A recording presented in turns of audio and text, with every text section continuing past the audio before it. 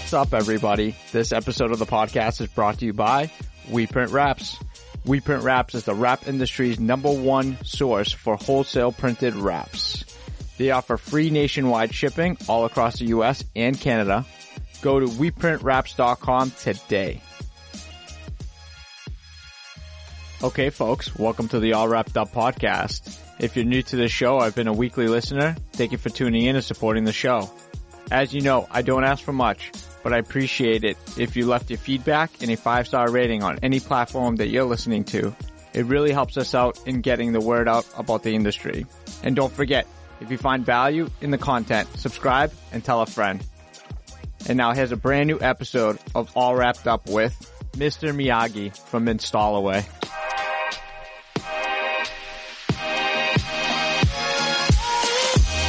What's up, everybody? Thanks for tuning in to All Wrapped Up podcast. We'll be interviewing industry-leading wrap companies to share tips, tricks, stories, and more.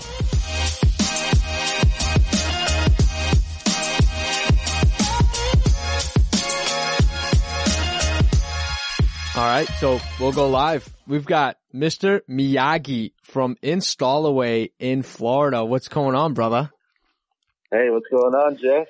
How's it going? It's going, bro. It's going. You know, we were talking a little bit before our recording about the fucking weather, and you know, yep, fucking that weather could be crucial, especially for Miami man like myself. Back in Miami, it's a little warm, but I'm up here in Orlando, and woke up to 38 degrees this morning. Kind of froze up like an iguana. That's awesome. 38 as you were waking up. That was my high for today up here in Boston, bro. Shit. Man, I don't know how you can deal with that, man. I'm over here froze up on bed trying to roll up out of bed, you know, warming up. Damn, man. I tell myself every goddamn year, why am I still here? Yeah, move to Florida, man. It's warm all the way around. I know, man. Unreal. So, you know, as we usually start the podcast, we like to get an inside look on what you got going on for installs this week. I've been, main project I've been, having my hands on now for a little while is, police cars. I do a lot of police cars down in Miami, from the Virgin Islands to our local cops from North Miami, Sweetwater, Doral, etc. And, that's pretty much what I've been having my hands on. Just you know, focusing on that. And because I'm, you know, living in Orlando now, going to school, but, every weekend comes down and I go down there and, you know, take care of business and do what I love to do, you know? There you go. How many cars you wrapping when you're down there? Cause you're only doing this more or less part-time now, right?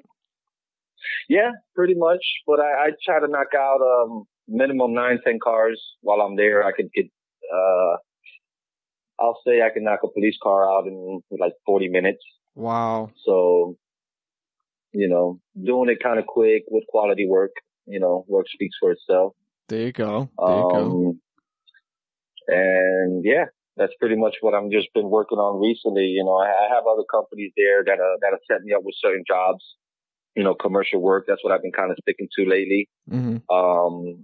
Just for the fact that, you know, I've done a lot of, custom work before and, you know, been to both sides of the commercial and custom. But for me, I just feel like I need more time to produce more. So I've just been kind of sticking to the commercial game now for a while. Right. Take, you know, customs here, there, or I'll take a custom job and do it, you know, with another installer as my cousin of Fort Vectors or House of Wraps or, Global Graphics, you know, down in Fort Lauderdale. And we'll knock out jobs all together, you know. That's the way it should be. That's the best part about it. Yeah, exactly. With a team like that, man, we're unstoppable. We can do so much. And a lot of us have a lot of years into the game and, you know, we know what to do. We know how to do it and we get the job done. Right.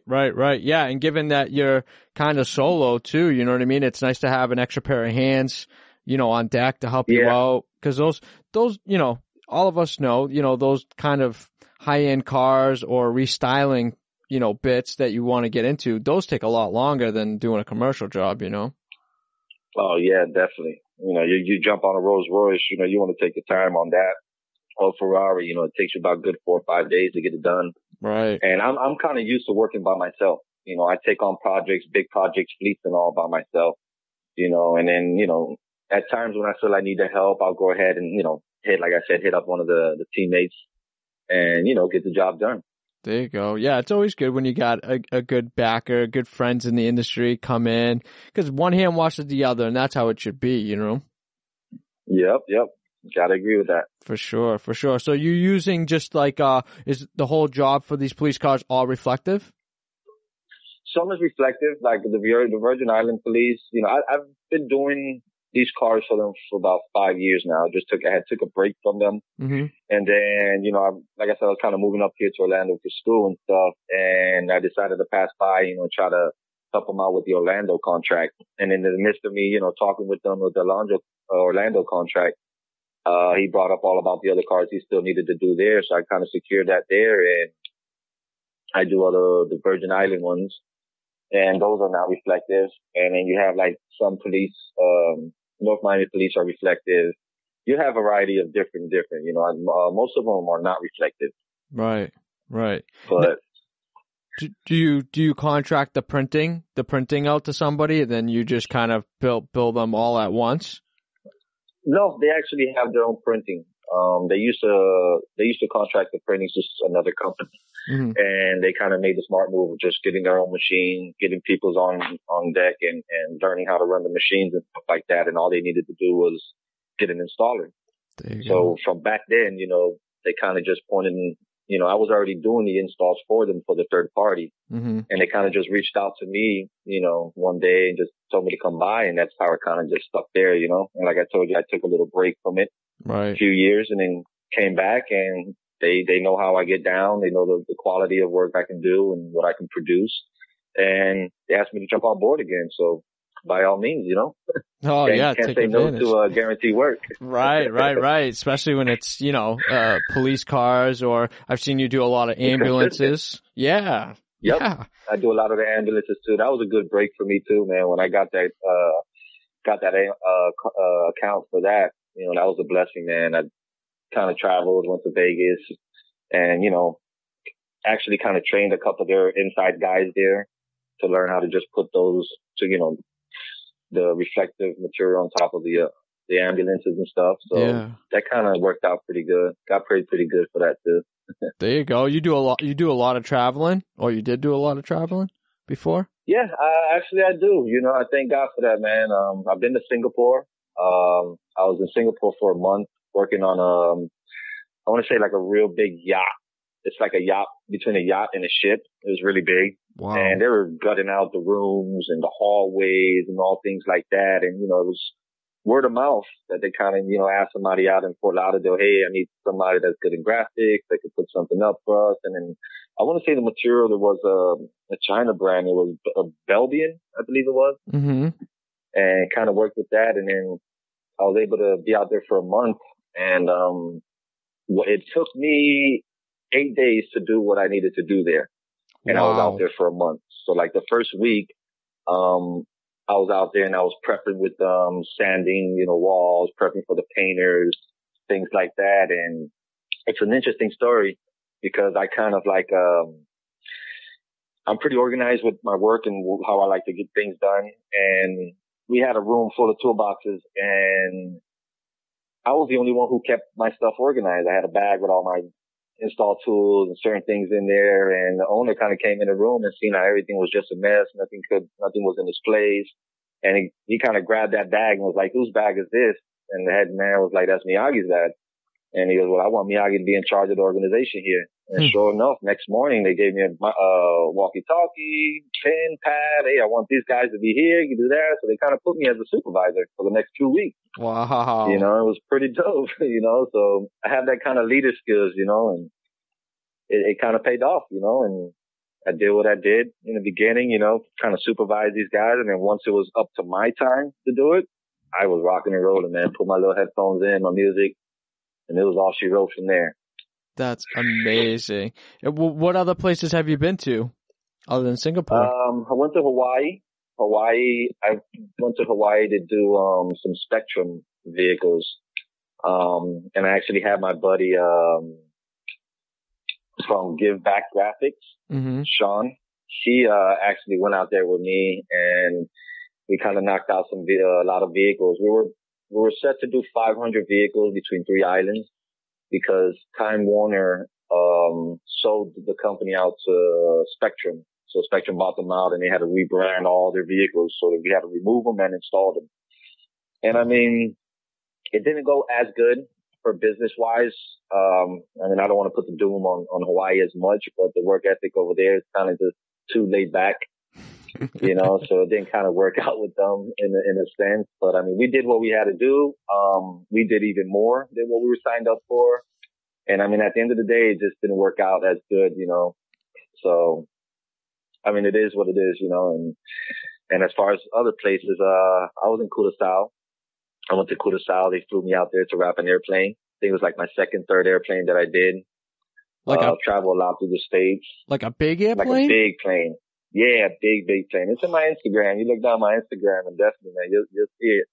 And it's just not a full wrap. It was just, you know, cut out letters, RTAs and stuff like that. Big stripe that went from like the front end of the airplane to the side going all the way to the back.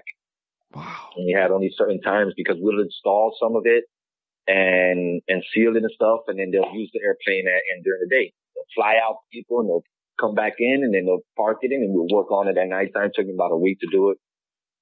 I went with one helper and, you know, knocked that out. It was a good experience, man, you know. That's just The amazing. rap game has definitely been good to me, man. You know, definitely been good to me. I'll have to say, bro, would you ever thought that you'd be traveling the world and seeing the places you've seen? Not really, but at some point, I seen what I wanted from this rap game was to travel with it. Yeah. You know, because I seen a lot of the local stuff, a lot of the competition that was going on, and everybody wants to do this, and people dropping the prices and all that. I said, for me, at least, the money wasn't for me here locally where I was at. I just wanted to travel. I wanted to go places, you know, produce my work, show them what I can do around the world, and maybe it'll lead into something big. You know what I mean? And I got a little bit of that. I traveled a little bit and was able to do some. And then even throughout the States, you know, I connected with Easy Raps out in California. Shout out to him. It's another rap brother of mine. And, he gave me the opportunity to work with him for like a good month. You know, he even opened his doors for me and all out there, which I appreciate him for that. You know, stayed at his house. He showed me LA a lot. And, you know, I helped him with a lot of projects as well out there. Wow. You know, and I've been around the state and, just honored and humbly to be able to be put in those positions, you know, and help others. Cause it's not just me going out to do the work for me. You know, I was able to help other, you know, people with their work as well, which is awesome. Right. How'd you get a lot of these accounts, like to be able to travel like this? You just networking? Word of mouth. No, word of mouth, man. That's why I say I'm pretty blessed and humbled about it because a lot of it has been word of mouth, man. I have an Instagram. I can say I've never got a job on Instagram, never promoted myself that way or marketed myself. And, you know, God has blessed me with certain work and people to contact me, speak good about me, and, you know, have put me into these positions to be able to, you know, show them what I'm about and do what I do. Right. That's amazing, bro. And you've been in the rap game for quite a while now. We had mentioned like 15 years now? Yeah, 14, 15 years just about. That's amazing. So, you know, when I started, man, there was no color change. There was no hype. There was, you know, none of that. The only color that was out there for custom colors was matte black that 3M had. And there were the only ones. So, you know, in the beginning, it was murdered out a vehicle. People like to murder out the vehicle, just black it all out. Right. You know, and then, they started with the different colors, you know, and then when the different colors came, just imagine, you know, that just blew up and everybody just started getting onto that. So, you know, when I started when they didn't have none of that. You know, we were still installing, print jobs that were liquid laminated. They didn't even have lamination out. You know what I mean? I remember them days. I've had the fair share of really, you know, working your ass off to really, you know, produce the good work. Right. Yeah. Man, I've had my ups and downs, you know, I've messed up things and, you know, messed up cars, damaged material, all in a few years of my rap game life. And, even with when I started right around that time too, I was working, you know, I kind of started off with Rick Ross and Flow Rider. A lot of people know and a lot of people don't know, but that's kind of where I started. You know, I helped them become famous. I rap there. A Memorial Weekend to come by and we'd have to wrap 10 vehicles in 2 days or in 3 days type of thing. So they'd have their printing machine there and they'll start printing, laminating, boom, install, print, laminate, install. And bro, it was crazy. We helped them. I was kind of like a part of their street team. Mm-hmm. So we would wrap a lot of their vehicles for the albums that they were coming out. So right when Rick Ross dropped the Port of Miami is when I kind of started, just a little bit before that, actually, like a year or two before that. But that was like my main, really getting my hands into it and really seeing everything, There was nobody doing raps like that. There was nobody with hypes in the rap game like that, and I got to say we were kind of the first ones to do that. That's what amazing. I mean? We were pumping out commercial cars daily, just like crazy, working till late night.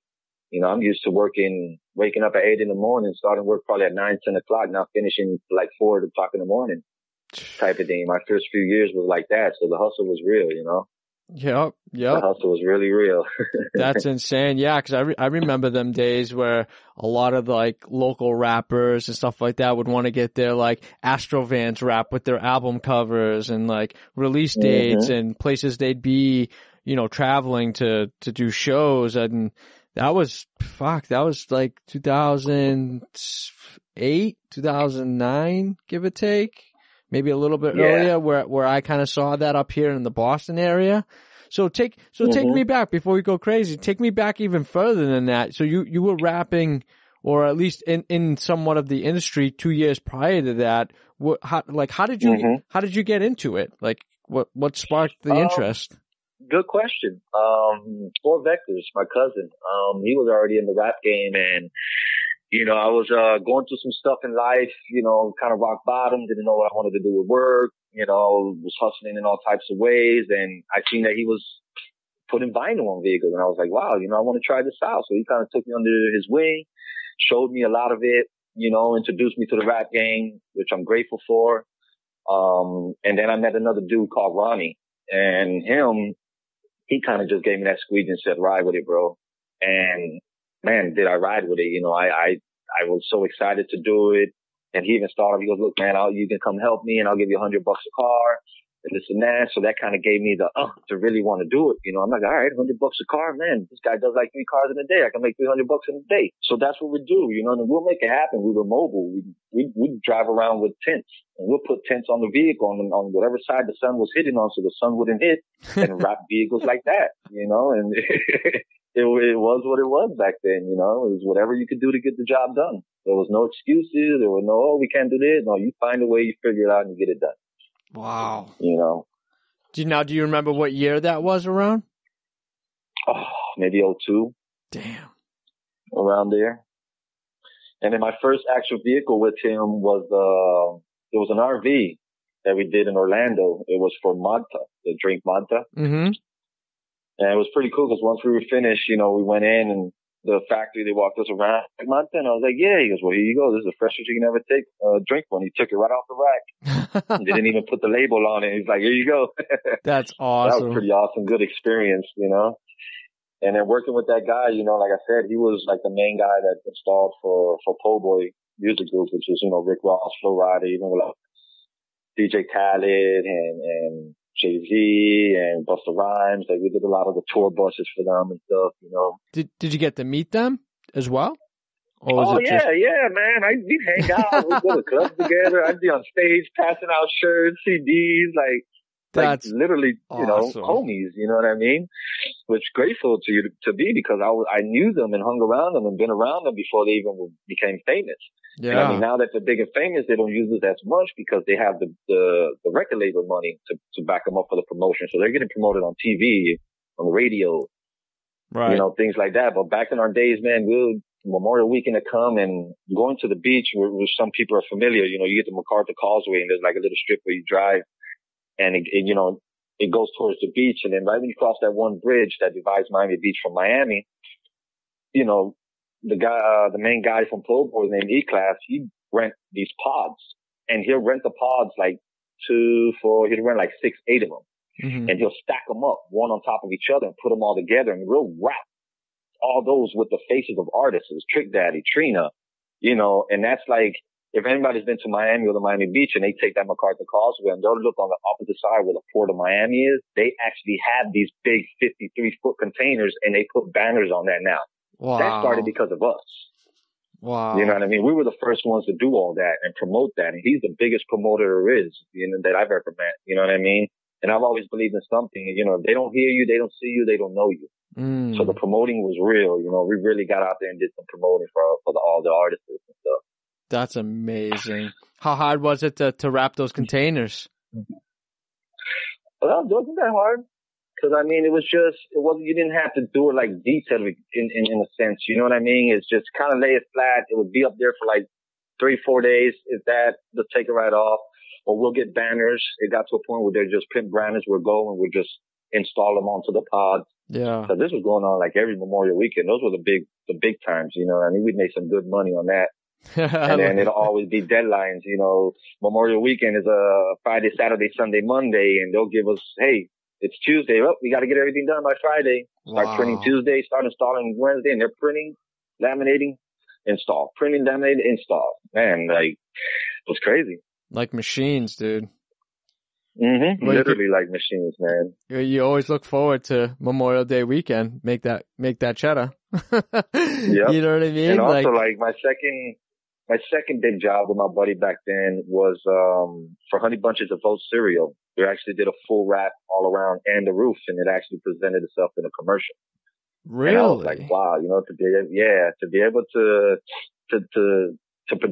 produce something like that. That was the first job I ever did, a project that I ever did that was, to be able to put on TV like that. And then, and I was pretty excited about that. And my second one was, I used to work for a company called Sign Savers years back, and we did a Lamborghini street race car. And we wrapped it all in gold chrome. That vehicle is actually to this date in the Forza video game. Really? So it's crazy for me to be able to just play the game. And I'm a gamer. I like being on PS4. I play my games. And it's crazy to be able to sit there and race this car on the track, knowing that you wrapped it and they just did the replica and put it in there. That's what I mean? It's just, yeah. Just like I think Glard mentioned something like that as well. Yeah, he said did a design. A design, yeah. You've got to be super humble. 15 years in the industry, doing certain things, traveling, getting recognition, being on TV, working with these famous artists. That's got to be, looking back at it, it's got to be super humbling to be like, you know what, I've done a lot in my life in such a short time. The rap game's been good to me, man. And there's people who's been doing this about as long as me and has never got those opportunities. So I feel like I may be at the right time in my life. It's helped me out and really placed me to be in good positions, and one thing I do learn, man, is opportunities don't come much. Right. So when opportunities are presented to you, especially for doing something you love, because, I love rapping. I love rapping. When I first started, I did a thrill of just seeing what I just rapped drive down the street. Or when I'm done, customer comes in, oh, wow, that looks really nice. That would just excite me. I get an excitement out of all that. Right. And I still love it to this day, man. I still love it to this day, even though I'm getting to I feel like I'm already to the chapter where I'm going to flip the book and kind of pursue another career in a sense, but we've all been there. I still love it, man. We've all been there, man. You know what I mean? Yep. Where, you put in your time, you've worked it long enough, you've built a great brand and a great reputation for yourself. Thank you. Sometimes the cards change. You know what I mean? There's nothing wrong with that. Mm-hmm. Don't know. I might come back to and do it full time again, but I don't know. Got to see what God has for me, That's it. It's always good. Like I always tell everybody, I was never like a trades person. Like I never thought like, oh, I look at electrician. I'm not thinking that that's a trades type of industry. Like you get taught a little bit of that during high school. You get taught that during kind of like, your schooling to get your certifications in order to be a certified electrician. And I never thought of that always being a trade, but as years progressed, and being in the vinyl industry, it's become such a great trade to have that, there aren't much schooling other than certifications that you can take to be certified in 3M or Avery, whatever brand you want to kind of have underneath your belt. But it is a trade. You can make you can make just as much money wrapping cars in 365 days than you do if you were an electrician working that much. You know what I mean? If not more. Definitely. I've seen companies blow up within a year or two, man. Yeah. They're going bigger than companies been in the game for about 10 years. Yeah. And that's with me, like, I'm really detailed with things. So, my finishing of work is really good with details also because before I got into the wrap industry, I have a little bit of history with carpentry. I used to work in yachts with my father doing finished work in carpentry. So I worked in these big boats to where it was like measure 100 times, cut once. No room for mistake. So when I started off with that guy Ronnie, he'd just be laying down the panels. He'd be quick and I'd be coming behind him, detailing, cutting, tucking, detailing, this and that. And that's kind of what got me good with the detailing. And then once the hype came around with the custom colors, it was a wrap, man. Yeah. I was loving it because it was, it's not more of just how you lay it down. It's how you finish it. Right. Yeah. Anybody can lay it down. It lays itself down Exactly. It's crazy the technology we have now, It's literally the finish and your cuts and your where you're going to be seaming stuff if you have to seam it. It's like there's a little bit of a process to it, Laying it down isn't the hardest part. It's figuring out everything else after that. Like, one. I believe in the saying to like, you could be rapping 20 years, 15, 10, 30, whatever it is, but your last job is what speaks for yourself. Right. 100%. You know what I mean? You could have done it so long and stuff, but you got to always produce and have that same energy when you're rapping for every vehicle that you're doing. Yeah. I don't believe in slacking or lacking on this vehicle because we're just going to make a couple dollars or let's just get through it, this and that. Even when some people come and tell me, hey man, I need it done, just get it done. It doesn't have to be all detailed. I'm still detailed. I'm still trying to do as best as I can. They'll come around, hey man, you don't got to be doing that. We got this amount of time. I'm just used to it. This is what I do. You know what I mean? My profession is to produce quality work, quality detailed work at that, Right. Yeah. You can't change what you've been doing for so many years just because somebody says, hey, you don't have to go crazy. It's what you do. I mean, you'd probably do it faster if you were detailed over not detailing because now you're overthinking it. Yeah. Exactly. Yep. What does he mean? I don't have to cut it that good. There's only one way of cutting it, dude. Come on. Exactly. There you go. Yep. It's the fucking right way, that, man. You gotta cut that shit the right way, bro. What the Hell fuck? Yeah, man. Oh.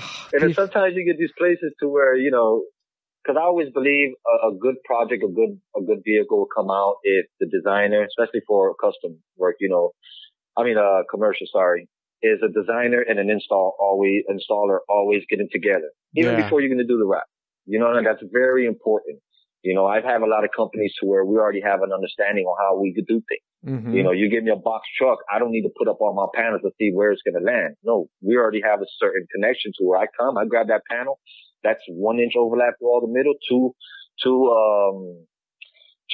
inches on the outsides, what I'm saying, bleed. Yeah. And I just go up and start with that first panel and just lay them down. Yeah. Yeah.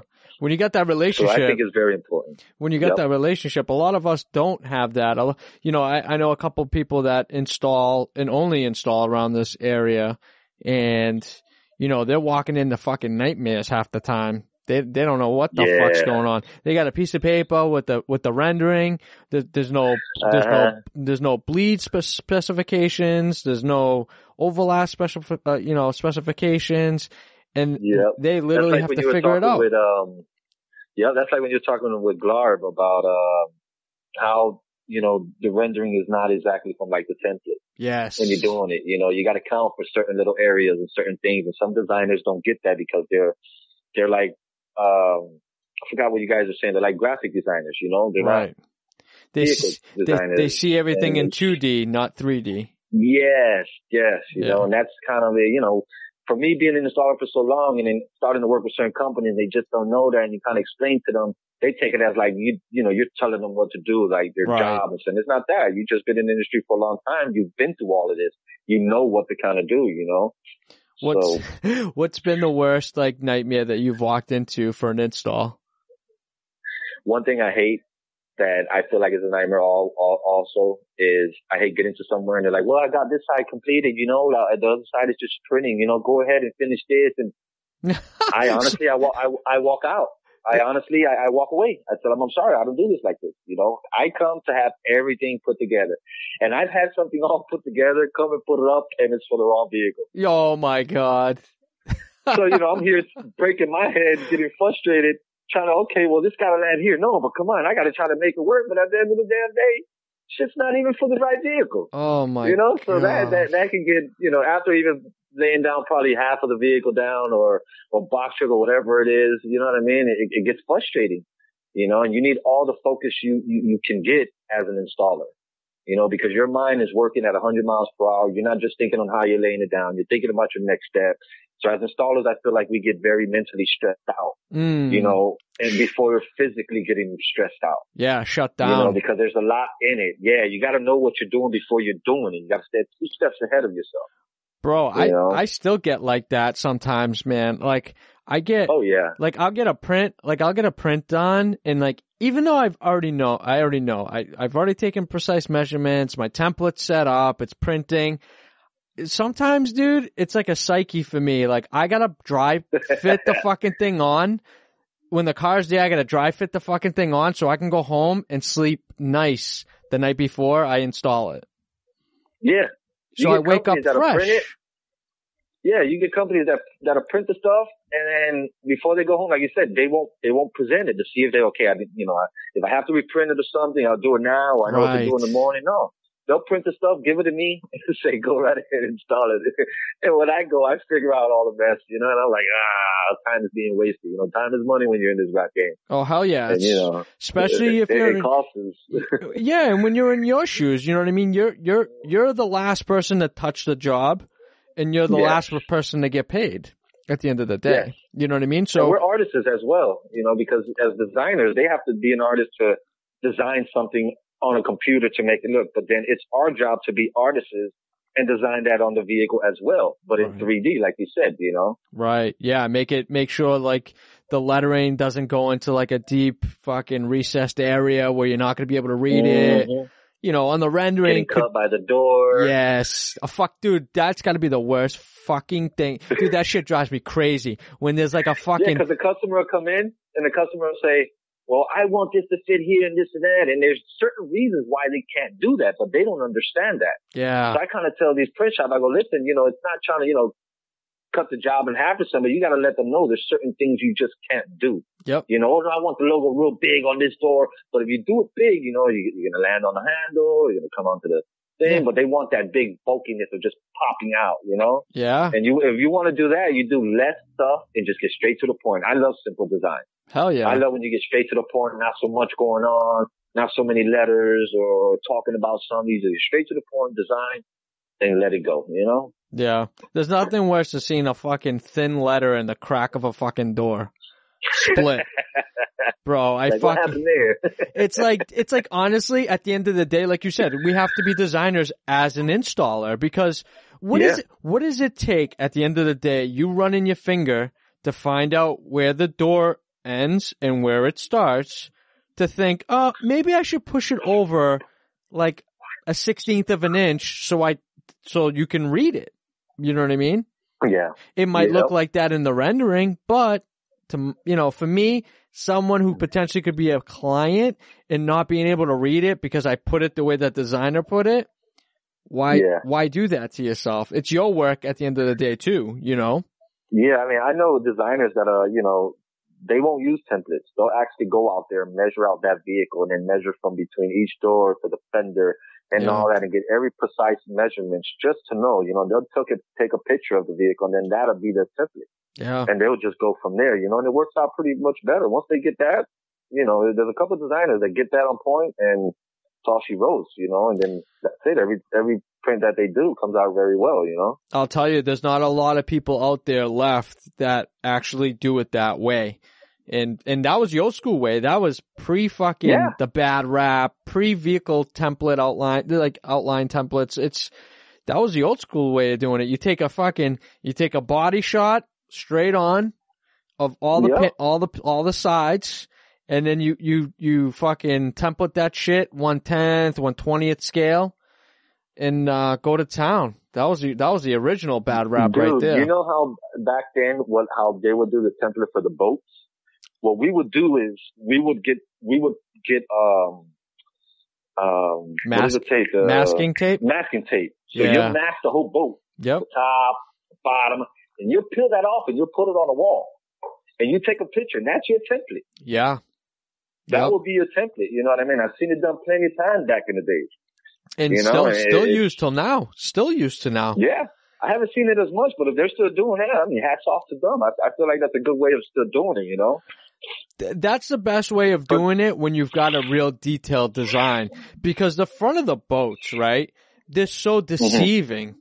You know, you might have a 60-inch panel, but by the time you get to the front of the boat, you're creeping on the edges of that thing because you've got to wrap it like in and around, because it like bows in and then up. It's like really, it's fucked up, dude. Like you can't cut that thing exact. You're crazy. Yep. Then you gotta, make things work, and then where it's not fitting or where it's not landing, all right, we gotta throw some straight colors in there and try to make it look good into the design and things like that. Yeah. It gets complicated, man, but people will, the whole thing for us is you have to find a way. If you're so dedicated, find a way, learn it and get it done. That's how I was kind of taught in the beginning, don't mean to take it kind of back up a little bit, but like when I started also again, like I think no one has probably, I won't say that, but probably not a lot of people started like I did. I started from the ground up as far as they didn't put a squeegee in my hand. My first 6-7 months in the rap game, I picked up paper. I'd hold the paper here, pick the trash up. Oh, do this, hold that. That's how I started until I kind of met that dude, Ronnie, like I was saying, and he kind of put the squeegee in my hand. He said, go right ahead, man. And it takes off from there. Yeah. And just got to stick with your craft, man. It's kind of like being a tattoo artist, you draw a lot of fucking cherry blossoms, fucking 6 months, your first 6 months until you draw that, really nice cherry blossom that you think you drew the same one fucking 6 months ago. It's the same fucking shit. Nah, man, it's different. It's different. I'm telling you, a lot of us never got to experience that. That's going back real old school. That was kind of like the same way I learned.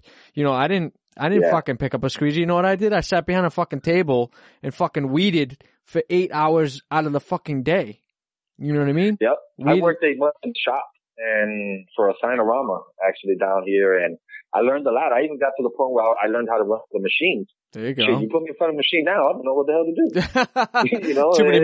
Too many fucking buttons, right? You give me a squeegee, you give me any material, and I'll make that shit happen. That's awesome. It's built for that.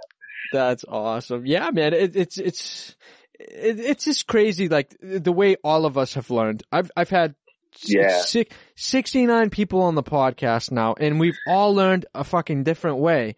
Some of us grew up. That's the most awesome thing about your podcast, because you actually hear and see that, I hear some of these and I vision it, and it's wow, like everybody has their unique story on how they started and how they got in and how they're still sticking with it and how they do things a little bit different, what's makes them, do things, they find their own way. Like I tell people, like, they want to rap and stuff like that. Like, look, I teach them kind of how to just do the basic squeegee. Right. But they want to do all this fancy stuff. So no, man, don't do all that.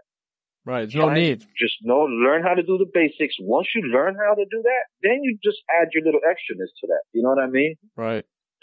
It goes a long way. And that makes you. You know what I mean? Yep. You gotta find that, and that shit don't happen 1 year in, 2 years in. Like you really gotta put in your time, just like anything else. I forget what they say. You gotta put 100,000 hours into your craft before you can call yourself an expert. Yeah. Do the hours. Like, I mean, I'm not certified, and will I get certified? Probably not, because of just where my my book is heading. Yeah. You know what I mean? Yeah. I kind of understand it. I respect it. But do I agree with it sometimes? I'm going to be raw with it? No. You know what I mean? You can't learn how to rap in a week. You don't. It's the basics. You know what I mean? You got to put in the work. Yeah. You know, yeah, you can find a little base in it from there. That's all on you guys just to figure it out, you know? But I'm grateful to be able to know and have all my mess ups and go through certain things and learn how, you know, the pre-stretch and the post-heat and all these things, you know? And then as I go, cause you can never stop learning in this industry. No. You can never stop learning. It's always, things are getting better. Materials is changing. So for someone to say, oh, I know it all. I know how to, no, that's bullshit. You know what I mean? Everything, you got to just keep bettering yourself and bettering yourself. And that's why I think it's good where the classes, the certifications come in, because they help you learn how to deal with these new materials that are coming out too. You know what I mean? Agreed. Which is awesome, you know? Agreed. I think we do need a little bit because, you know, you and I talked about, you know, people in the industry kind of coming in and slashing prices and all this stuff. God. Yeah, that's a whole nother topic, bro. You know it. That is, man. And it sucks because it's like, let's say you're doing a rap for $2,000 here. Bro, there's competition everywhere nowadays, especially in Miami. You know, I hate to bash my own city, but it is what it is. You know what I'm saying? And that's why you got to kind of hustle even harder around there because you got a lot of new cats coming in and they think they know what they're doing, or just because they got certified, they're going to come here, but they're cutting prices in half. Right. You know, you got people like Garb was saying doing raps for $1,500. How the hell are you doing raps for $1,500? Right. How? Like, it's where are you making your money? And then a person like me comes in and I charge my price and they're like, oh man, that's too much. What do you mean that's too much? Like, what are you charging? Like, what is, you know what I'm saying? And they always want to favor son. Nah, man, I can't take the hit. I'm the one that has to make the job look good. I'm the last person, like you said, it's in my hand. Right. You know what I mean? I'm the last person touching it and I'm the last person probably seeing the client. Right. And you know what? If anything's wrong, they're not asking the shop. They're asking the installer, like, hey, why is this like this? Or why is that like that? The prints are never wrong, but the installs are always wrong. You know what I mean? Always wrong. I get it all the time, bro. Especially the shops that are just starting to come out and do their thing. Yeah. It's kind of interesting, you know, because you see a lot of the stuff that's going on. No, for real. Bullshit that's going on. Yeah, it's crazy, dude. I just bid on a job recently, man. A huge job. And, you know, after doing the math, you know, our numbers were there, bro. Like, our numbers were there to a T. And then we didn't end up getting it. You know what I mean? And, you know, looking back and seeing what they were charging, fuck, dude. Like, and dude, you get jobs like that, you know, and they'll lower the price, and then what they'll do, they'll get this cheap ass material. Dude, and when they come and do an install, not for nothing, I did the Ultra like a year ago, I think it was. Yeah. Yeah, and these guys pulled out some damn cheap ass material, man. We put it up. You know, God strike me if I'm lying, but you can ask Global Graphics, man. My buddy TJ, man. We went out there, bro. We put that shit up, man. Next morning we came, everything was halfway on the floor. Wow. Like, yo, the guy's, hey, but why is that like that? You know what?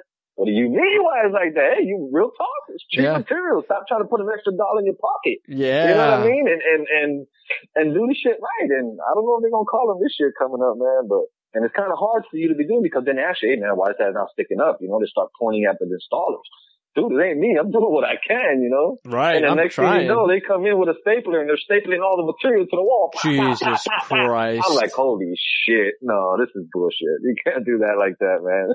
Oh my God. And it sucks because, like you said, your face is on that. You know what I mean? And it's right. Yeah. And it's frustrating. You hate to let it go. You know what I mean? Yeah. But you're stuck between a fucking rock. You got to do it. Yeah. Once you peel off the paper, it's fucking yours. Never heard of. It's material you never heard of. You're like, where the hell did this shit come from? Yeah, you know? Like, what the hell? India or somewhere? Not even China brands.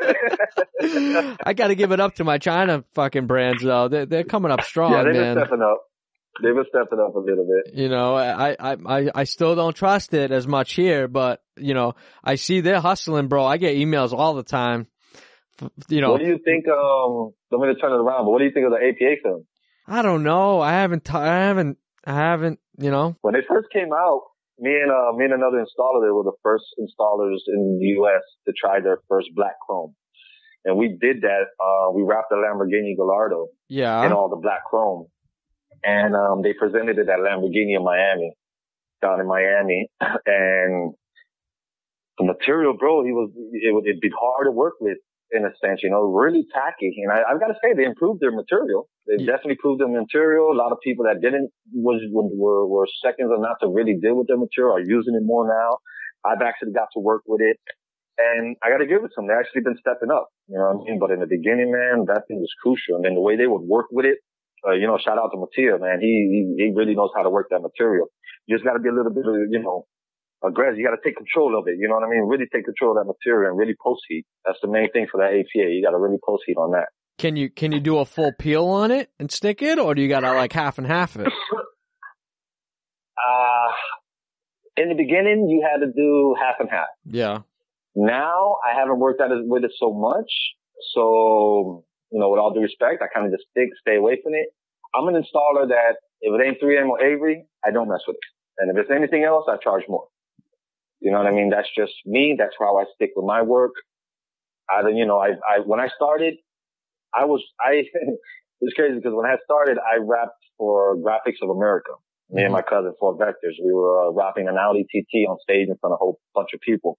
Wow. And they were just coming out with the LG material. They came out with the MacPack material.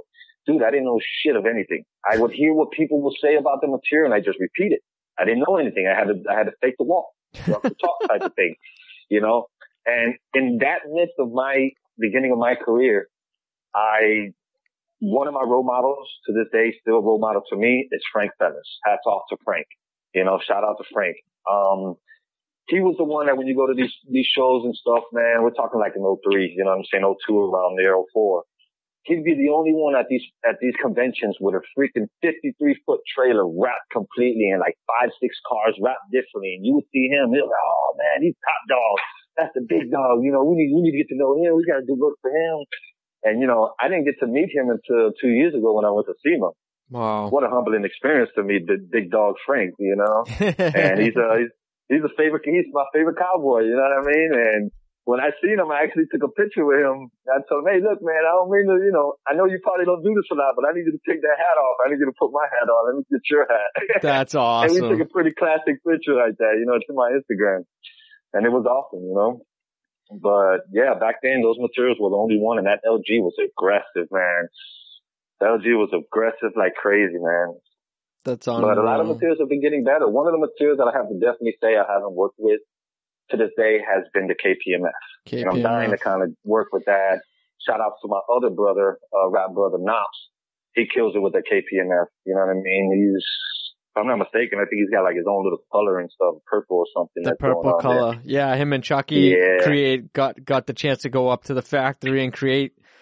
Chuck got a color and Knops got a color too. Chuck is my boy too. Chuck's I got awesome. some stories with Chuck, man. Yeah, don't mean to just veer it off for a second, but man, I went to SEMA, bro. We had a good time. We ended up going to the dub party. Yeah. Man, he got so trash, man. He almost blacked out, bro. We had a freaking... My boy, I love Chuck. Chuck, I love you, bro. You listening, man. Did it? Hey, weren't you one of the dudes to help him to get back to his apartment? Yeah, he brought that up. Him a fucking cab or Uber. We had to walk him out to the thing.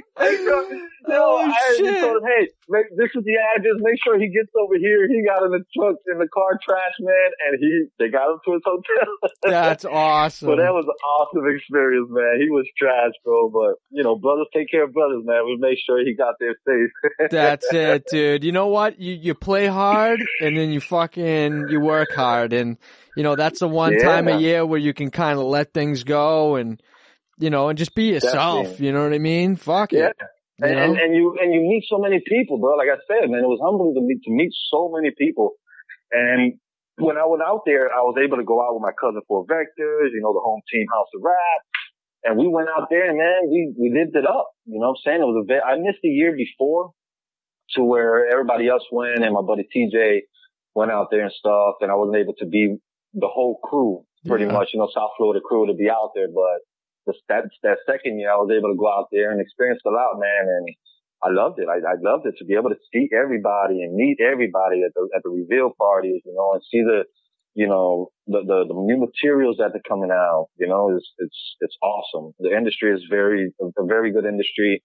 It's getting bigger and bigger as the years are going by. In the past 5 years, I think it's blown up like, I don't know, like 50% or something. Like, dude, it's grown. Everything in SEMA now is just wrap. Yep. It's crazy. Yep. We're going to see a lot more SEMA wraps, you know, as time progresses, man. And it was amazing. Mm-hmm. So I saw the picture of you, Hanier, Forfactor, and Enrique. That must have been like a cool little photo to have. Shout out to Rod Raps too. Yeah. Man. He's a super nice guy. And, you know, it's funny. I forget why. There was one time a while ago, I had a question about something, and it might have been like, he was talking about the architectural side, and he was like wrapping a bunch of stuff in like either an apartment building or something like that. And I gave him a DM. And dude, not even like shitting you, dude. Like, he gave me his number. He's like, yo, just call me. We can have a conversation. Super humble guy on the phone. I couldn't believe it, dude. Like, we must have talked for like a half hour. Such a nice guy, man. And he's doing huge things now too. He's got like a huge shop now coming up. He's building. Yeah. He's upgrading, man. And, you know, blessings to him, bro. And that's what you get out of this rap game. You put in your hard work, you put in your dedication, and you stick to your craft. Right. And there's no limit to it, man. There really isn't. You know what I mean? And like I said, some people do better than others that have been doing. It's just how you stick with your craft. Right. You know what I mean? And promote yourself. You know, it's all about that, you know.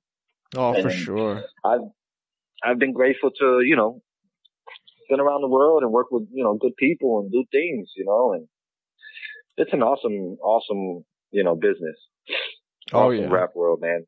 Yeah. It has a lot to offer. Just a lot of great people in it, you know, people who want to give you great advice and grow up with you, you know what I mean, as you progress.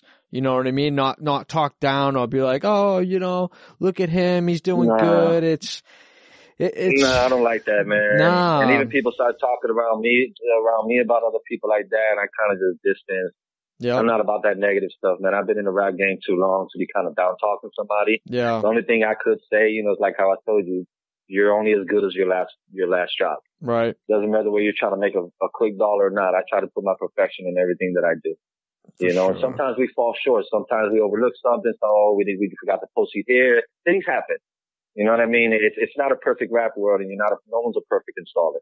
Right. But the goal is to be a perfect installer, to be, you know, to produce perfect work. You know, and with all the, you know, with the new certifications that are coming out and learning how to work with these new materials and stuff, that's why hats off to that also, you know, like, man, it's crazy to where, just to think about where this rap game will be in the next 5 to 10 years, where is it going to go? They're already coming out with the flip colors and things like that. Like, man, when I started, it was none of that, man. And just to see it is it's awesome. Yeah. Not even to think that, you know, flip colors would be an option, or even chrome, nonetheless. Yeah. I remember chrome was the first, 3M was the first one that had kind of the chrome. Then their chrome was acting up. Yep. So they took it off the market. Then Avery was the only one. I mean, you had your China brand. A lot of people were using the China brand one just to make $1, you know, but that Avery has always been top dog for me. And talking about these materials, and then, you know, 3M right now just came out with the chrome again. Right. With the you 60. know, and I haven't actually worked with it, but from what I hear, it's pretty good. They're doing good. Right. That's what I heard. I heard it's not as easy to scratch as much as the other ones. And, you know, we've all been asking it for the 60-inch, you know.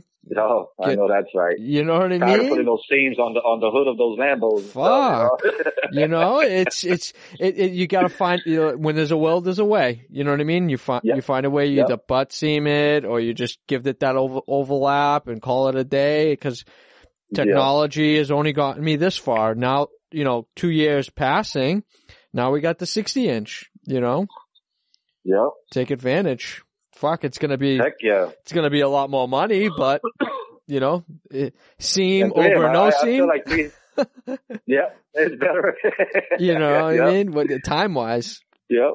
And the 3M, I mean, 3M for me has always been top dog. You know, Avery's been always right there.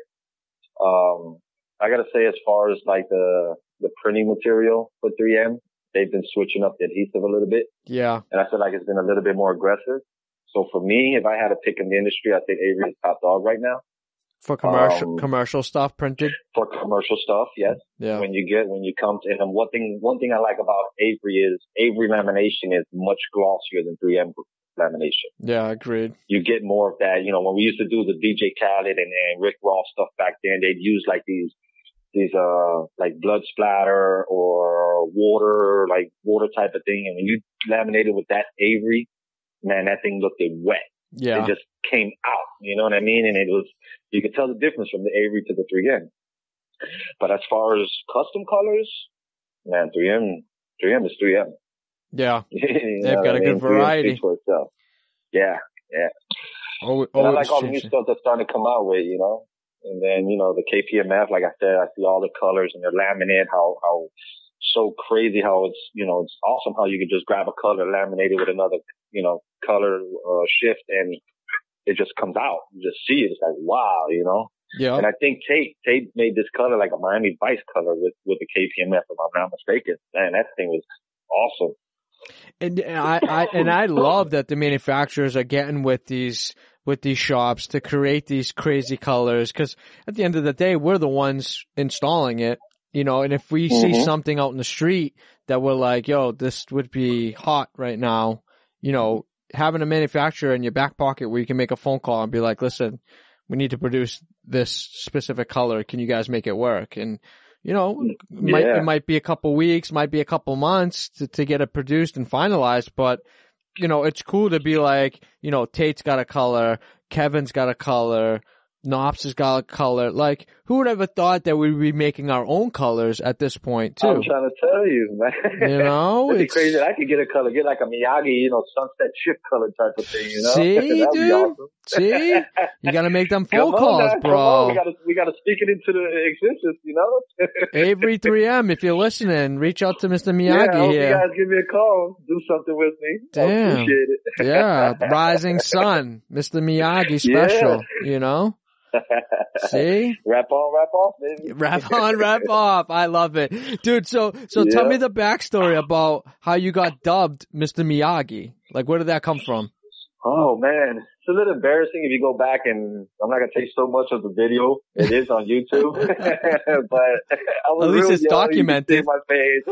Yeah, definitely. I mean, you go there. I mean, I was doing a job for a company out in Miami called Print House USA. Shout out to them. I've been their first installer, me and 4 Vectors, and did a lot of projects together. And they sent me out to a dental office to wrap this wall. It was like a beach with a chair and an umbrella type of thing. And I'm there wrapping a wall, and my brother's recording me, and you see me get down, like buckle my knees a little bit, and I start squeezing left to right, and I'm like son.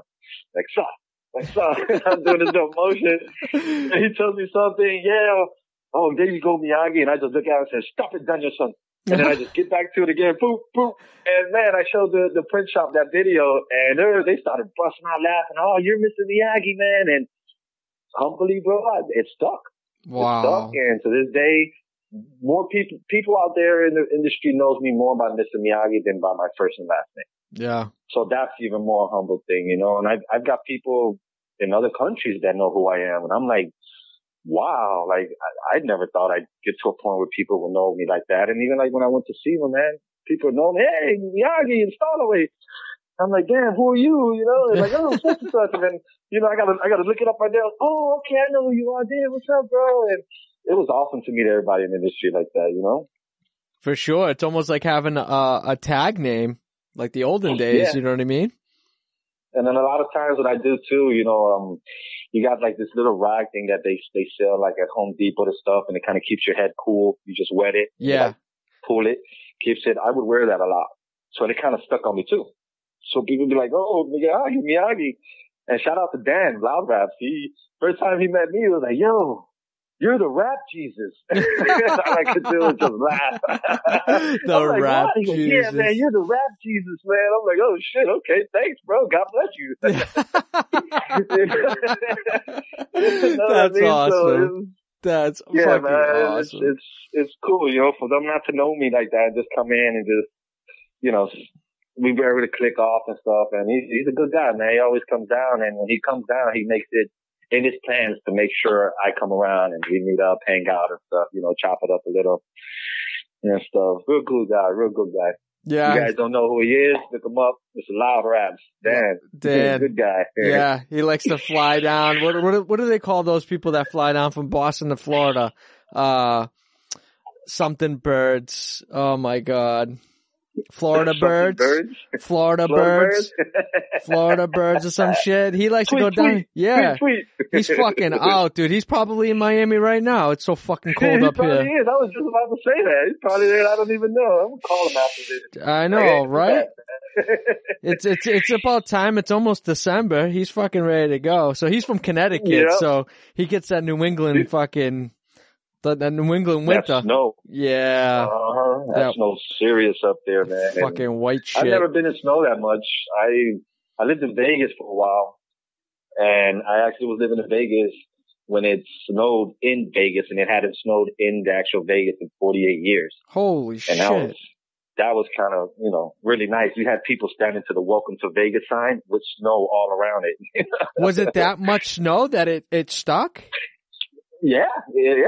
I mean, in my house, the apartment where we lived in, we built I'm not going to lie to you, 14-foot snowman. What? I never built a snowman ever in my life. So the bottom base of the snowman, the guy taught me, he goes, look, make a little ball and start rolling the ball. Rolling and rolling and rolling until you can't roll it on big one. So we do that. We did it. Then the second one, we do the same thing, roll it to about half of that size. And it was so heavy that we couldn't get it on top of the first ball. So what did we have to do? We had to actually cut it in half. And with 3 people, we got it. And we put it up and we built it on top. And we did the same thing for the top one. First time I ever built a snowman. And it was really, really exciting. You got pictures really of nice. it? And in Vegas, oh man, if I do, I would have to, really go looking in. My mom would always keep photos. She had a hard drive. I actually have a hard drive here that she actually gave me before she passed, rest in peace to Mom. And I know there's a lot of pictures and videos in there, man, that, probably isn't one of those, and then I had built another little snowman on my balcony and then I put orange soda all over it. Wow. Had an orange snowman in my balcony. That's amazing, dude. I didn't even think they ever got snow. And even to be in that scenario, 40 something years later, to be there when that happened again, man, that's gotta be iconic. It was crazy. Cause it snows in Vegas, but in the mountains. Right. Like I think it's, mainly like year round, it's Mount Charleston, if I'm not mistaken. But, as far as like actual Vegas, city of Vegas, it was like 48 years and it was crazy for me to be there when it, when it was snowing out there. How far up north have you ever come? I went to Milwaukee. I wrapped an airplane over there for an air show. All right. Did a full wrap on an airplane. My cousin, with 4 vectors. Wow. As far as in the middle, that's how far I've gone up. I've actually traveled up there to help my cousin move. But as far as for like business and rapping, I definitely went to Milwaukee. Furthest I've been up there, and furthest on the east side, I have to say, was Maryland. Maryland, okay. Just out of Baltimore around there. Not just recently, actually. Maybe a couple months ago, we were rapping, Audi had this thing with the soccer teams, the local soccer teams for the States, and we would go and rap the Audis for those teams. Wow. We had the DC United. Like actually, yesterday I got a phone call to fly out this Sunday until Wednesday to do 2 Audis in Seattle. But unfortunately I can't do it because I got school going on, Right. So what do you do? What do you do in those types of instances? Do you kind of just, pass it to another installer that that could take the work, or do you help them find somebody locally in that area? The guy that contacts me to do it is the guy who I started with, the guy Ronnie. Mm-hmm. And what I try to do is, if I can't do it, I'll try to, few people that I try to do it with that I can travel. I know is, 4 Vectors and Global Graphics. Yeah. They're family, and if I can't do it, I wouldn't want anybody else to do it, but other than people in my circle. Right. You know what I mean? If I can't get that money, hey, here you go, you get that money. Right. So right now he's been calling me, but I just can't get nobody to go out there. So unfortunately, he's just going to have to figure it out. But, That's crazy. I just got a phone call this morning to do a 53-foot trailer, and I can't do it. I just can't. You know what I mean? Due to the fact I'm in school. You know, I drive down every weekend to Miami and try to do as much work as I can down there, you know, between the police cars, between, you know, some commercial jobs that I do. You know, I'm getting up here on Sunday, 9, 10 o'clock at night. Got to wake up at 4 or 5 in the morning. So, you know, I'm grinding. I'm grinding on the weekends, and I'm just studying really hard throughout the week. Right. Because that's where you make your money. You got to make your money in what, 2.5 days out of the week? Pretty much, man. You got to hustle and really get it in, you know. And I look at it like I got a day just to make as much money as I can. Right. And, you know, it's a little sacrifice because I'm not able to make as much money as I'm usually be able to make within a week. Right. You know, so you know, it's a little sacrifice. Like I said, I'm just balancing it out. But the good thing about it is, you know, I got these police cars and the ambulance that I've been doing that is just consistent work. Right. You know, it's always there. It's always going to be there. And as long as I produce good work, quality work for them, you know, they're not going to jump the gate on me, you know? Right. Which is good. So let's talk a little bit of what you got going on too. You know what I mean? You know, not to get off subject, but you know, you're going to school now. You're becoming a marine tech. Marine tech. Yeah. Yeah. Like learning how to work on marine boats. Boat engines, I'm sorry. From little 8 horsepowers to the ones that are in the cruise ships, diesel engines. It's not as easy as I thought it was going to be. You know, having a little rough bumps. This is my first 3 weeks going on. So it's a 3-year course that is just brought into 1 year. Wow. Most of it's hands-on, and they teach you a lot within 3 weeks. So every Friday you have a 25 question test.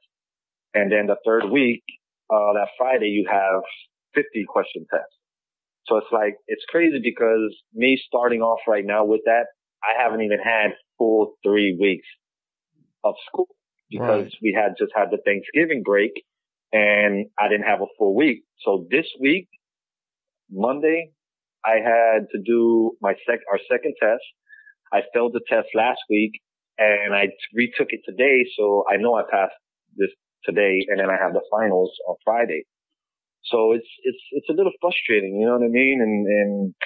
But nothing good comes easy. Right. You know? Right. It takes hard work and dedication. And just like in the rap game, you know, I wanted to give up a lot of times, you know, because work wasn't there or just, you know, things like that. And you're like, sure, but you just got to stick with it. Just stick with it. Want it really bad, you got to stick with it and just go through the ups and downs. It is what it is, you know, it's part of life. Right. And I love what I'm about to, you know, pursue now. I'm you know, unfortunately, I've been doing the rap game, you know, in the rap game for 14, 15 years. I feel like it's towards my end. You know, I got to kind of, you know, switch the page into my next chapter. And to be honest with everyone, the passion's not there anymore for me. And it sucks for me to even say that. You know, it sucks for me to have even come to that point that the passion's not there. I don't have the passion to rap anymore. I do it because I'm good at it and I need to put food on the table, you know, and support my kids, you know. And I even went to SEMA 2 years ago to see if there was something that could spark me back up, you know what I'm saying, and get that motor running again. Yeah. And I don't know. I'm not feeling it as much of the passion there, and with a lot of the bullshit that's been going on in the industry, especially down here in Miami, it's kind of just throwing me off, you know, and then not only that, I told myself if I ever was going to, you know, come to the end of my career in the rap game is I want to be around the water and boats, being that I worked around that already with my father at a young age. Right. You know, and I want to be a boat captain, you know, and that's the real reason why I'm going to school, you know, is because I want to be a boat captain. So not only am I going to be a boat captain and learn how to operate a vessel, but I want to know how to fix the vessel if anything happens. And if I'm going to go into a business being a captain and I'm going to be a private captain for you, wouldn't it be great for you to have a person that can operate your boat and work on your boat at the same time instead of having two different people? Win-win. It makes sense. You know what I mean? So that's where I'm heading with life now. You know what I mean? So I have a 3-year goal of becoming a boat captain. And that'll take 3 years, due to the fact that I'm going for my 100-ton boat captain license. Because you can get a captain license of 6, 8 people, but that's not what I'm trying to go for. Eventually, I want to open up a charter company, have a fishing charter, and also have a private charter company to where I can, get like 4 or 5 clients throughout the year and take them out, and, get like a 60-foot yacht or something, take them out to, the islands, Turks and Caicos for like 4 or 5 days. You're charging them anywhere from like $10,000-$15,000 a day just to be out there. You know what I mean? Right. It adds up. And, when it's my time to go, I want to be cremated. I want to be tossed in the ocean. So why not be close to where I'm going to be at the end of my days, if not, you know what I mean? Damn, you're still young, bro. Don't be talking like that. You're getting all dark and shit. I know. It's just, that's what I want to do, man. I want to be around the water. I want to, when I was young, that's all I do is, fish. I'm a certified scuba diver. I like going spear fishing. I go to the Keys a lot with, my friends, and we do a lot of that. Wow. And I love the water, man. I love it all, man. And that's why I want to kind of just, my passion is there now. You know what I mean? And it's, I honestly don't see myself full-time being a wrap installer in the next 3 to 5 years. I see myself being a captain in the next 3 to 5 years. So it's a lot of transition that I'm going through right now, and I just got to do it. You know what I mean? Will I ever just stop 100% not rapping? No, that I can't say, because, I feel like I built a name for myself. I built a reputation. A lot of people know me. So people are still going to have contact with me and, hey man, I need this done. Can you do it? Of course, as long as they can accommodate with my timing and what I can, do, right, by all means, I'm there. Just like with the people with the police cars I'm doing now and stuff like that. They know I'm going to school. They know what I'm doing. And I told them, dude, as long as you can work with me, man, I'll go there and they'll give me the keys to their whole warehouse. And they just tell me, hey, call me when you're done. And wow. I go in there and I just do everything. And there's nobody there. Everybody's home. This Thanksgiving that went by. People are with their families. And me, I'm in that warehouse busting my ass. Wow. I didn't even spend that much time with my family for the vacation. I was working. And that's how I look at it for this Christmas break coming out. I won't be with my family. It's just a sacrifice. You know what I mean? I'm doing a lot of sacrificing right now to not be around my family and, to still make this work consistent and, put food on the table. You got to keep it going, Right. Right. That's what it's all about is, providing, being a provider for your family. Yeah. You've got kids, you've got a family. Yeah. You got to be there. And, as long as they're all kind of on the ship with you, you know what I mean? And all gung ho and supporting you, it makes it a lot easier to kind of, say, this is temporary for right now. Next year will be different. You know what I mean? Yeah, exactly. Yeah. And dude, that's amazing. Like they have an accelerated course that kind of squishes 3 years into 1 year. It's a 4 years. It's a 4-year course squished in one and everything's hands on. And it's like, dude, my third day into that school, I was already breaking down an 8 horsepower 4-stroke engine, measuring the cylinders and pistons. Like, I'm like, whoa, you know what I mean? Like, and then right now, like tomorrow we're going to have right before our finals on Friday. Tomorrow we have 3 tests. Everybody has 3 tests, and that's no one can help you. Teacher's not going to help you. No other student's going to help you. I have to break down an engine and do a valve adjustment. Make sure the valve adjustment is done right on the engine. Then the teacher comes by, make sure it's done right. Boom, I'm scored on that. Then they'll give me a cylinder block, and then I'd have to measure that with certain tools and these, micrometers and certain things like that, and with no help. So it really shows, and it's a big part of our scoring, to be able to pass and stuff like that. So it's just crazy. Within 3 weeks, I'm learning how to break down an engine, measure all these little components and things like that, and put it back together. And even testing it, like we've already know how to test the engine before to break it down to even notice what the problem is. Mm. And it's crazy. Within 3 weeks, it's wow. Like, did you know? You know any of this prior to even getting into the course? No. No, and that's dude, why you literally, like when I failed you just jumped right into this. Yeah. Yeah. Wow. Yep. And then that's the thing. I feel like I failed that first test was because 90% of the people in my class have knowledge around engines. Right. I don't. I know the basics. I can change the spark plug. I can change the oil. I've changed the master cylinder before in my Honda years ago when I was younger. Things like that. But to break an engine down or know the little things that you have to do to even see if what's wrong with the engine before you even break it down. No, man, I've never had any of this stuff. Wow. And it's just amazing to learn all that within these just 3 weeks.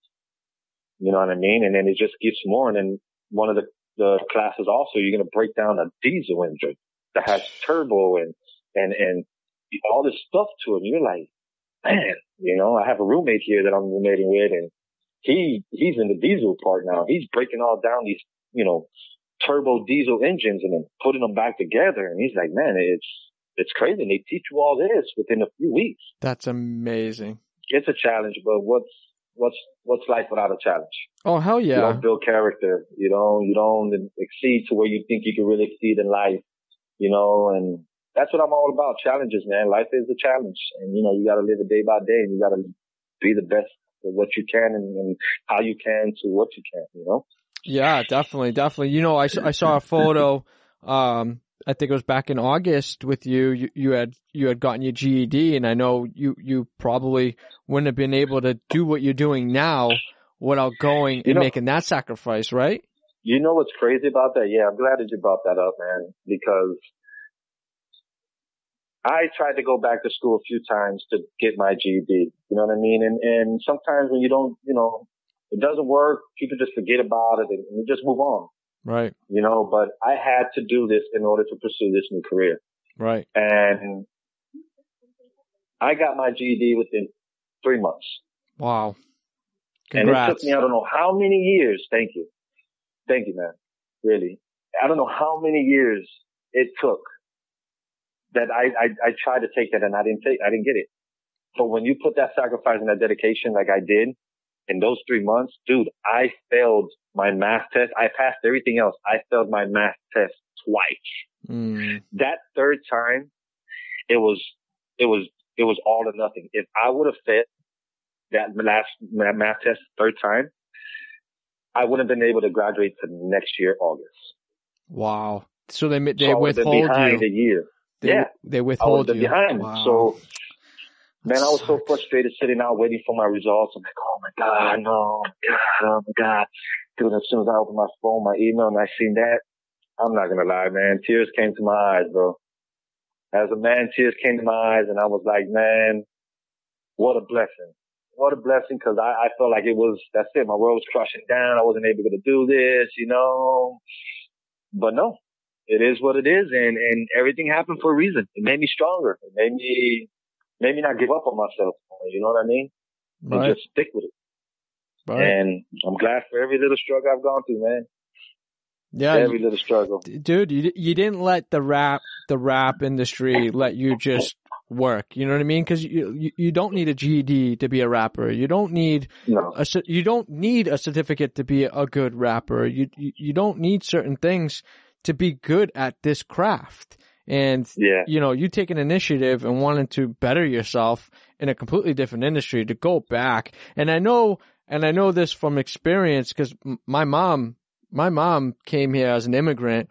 She had me during high school, so she had to drop out at 16. She had to drop out of high school because she was having me, had to raise a family. And dude, my mom didn't go get her GED till she was close to almost 40. You know what I mean? And then she's done so much since then. She went to community college. She went to a college. She got a couple degrees in certain things. And like, you know, she's 50 now, and it's like, holy shit. Like, that is just a testimonial that you're never too old to go back. It's just, you're never.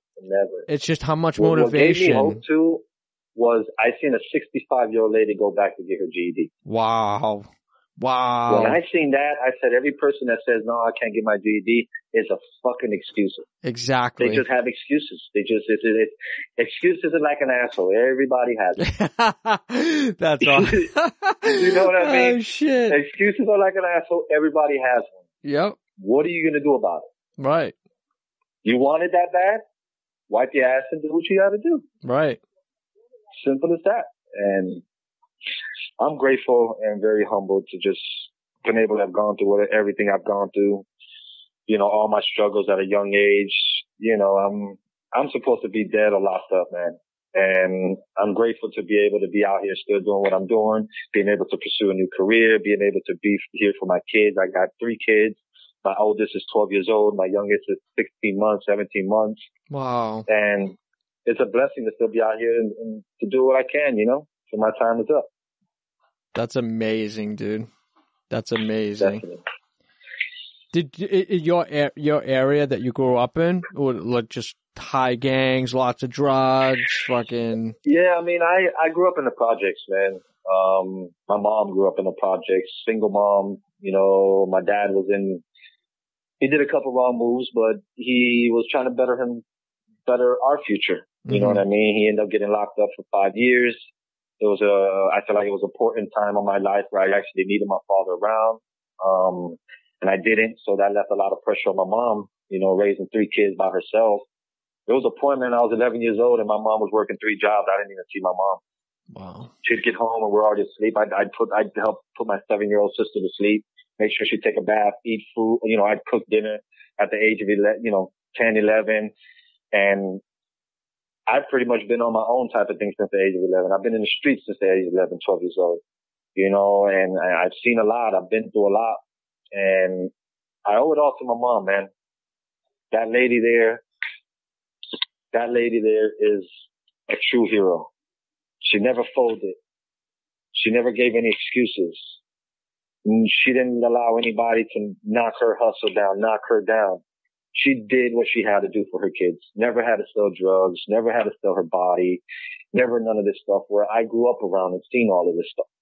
Right. You know what I mean? And for a person like myself to be able to come so far and in the rap game and people to know who I am and me travel, it's a blessing. I'm not supposed to be in this position, man. I'm really not, and I'm just grateful. I'm grateful, and I'm honored to be on the podcast, Now, people are going to know more about me and know my story, I'm very humbled about that. And I just got to keep pushing forward, man, and turn these negatives into positives.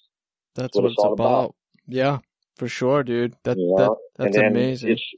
It's not about me making this move to better my future in certain ways. It's not for my kids. It's for my kids' kids.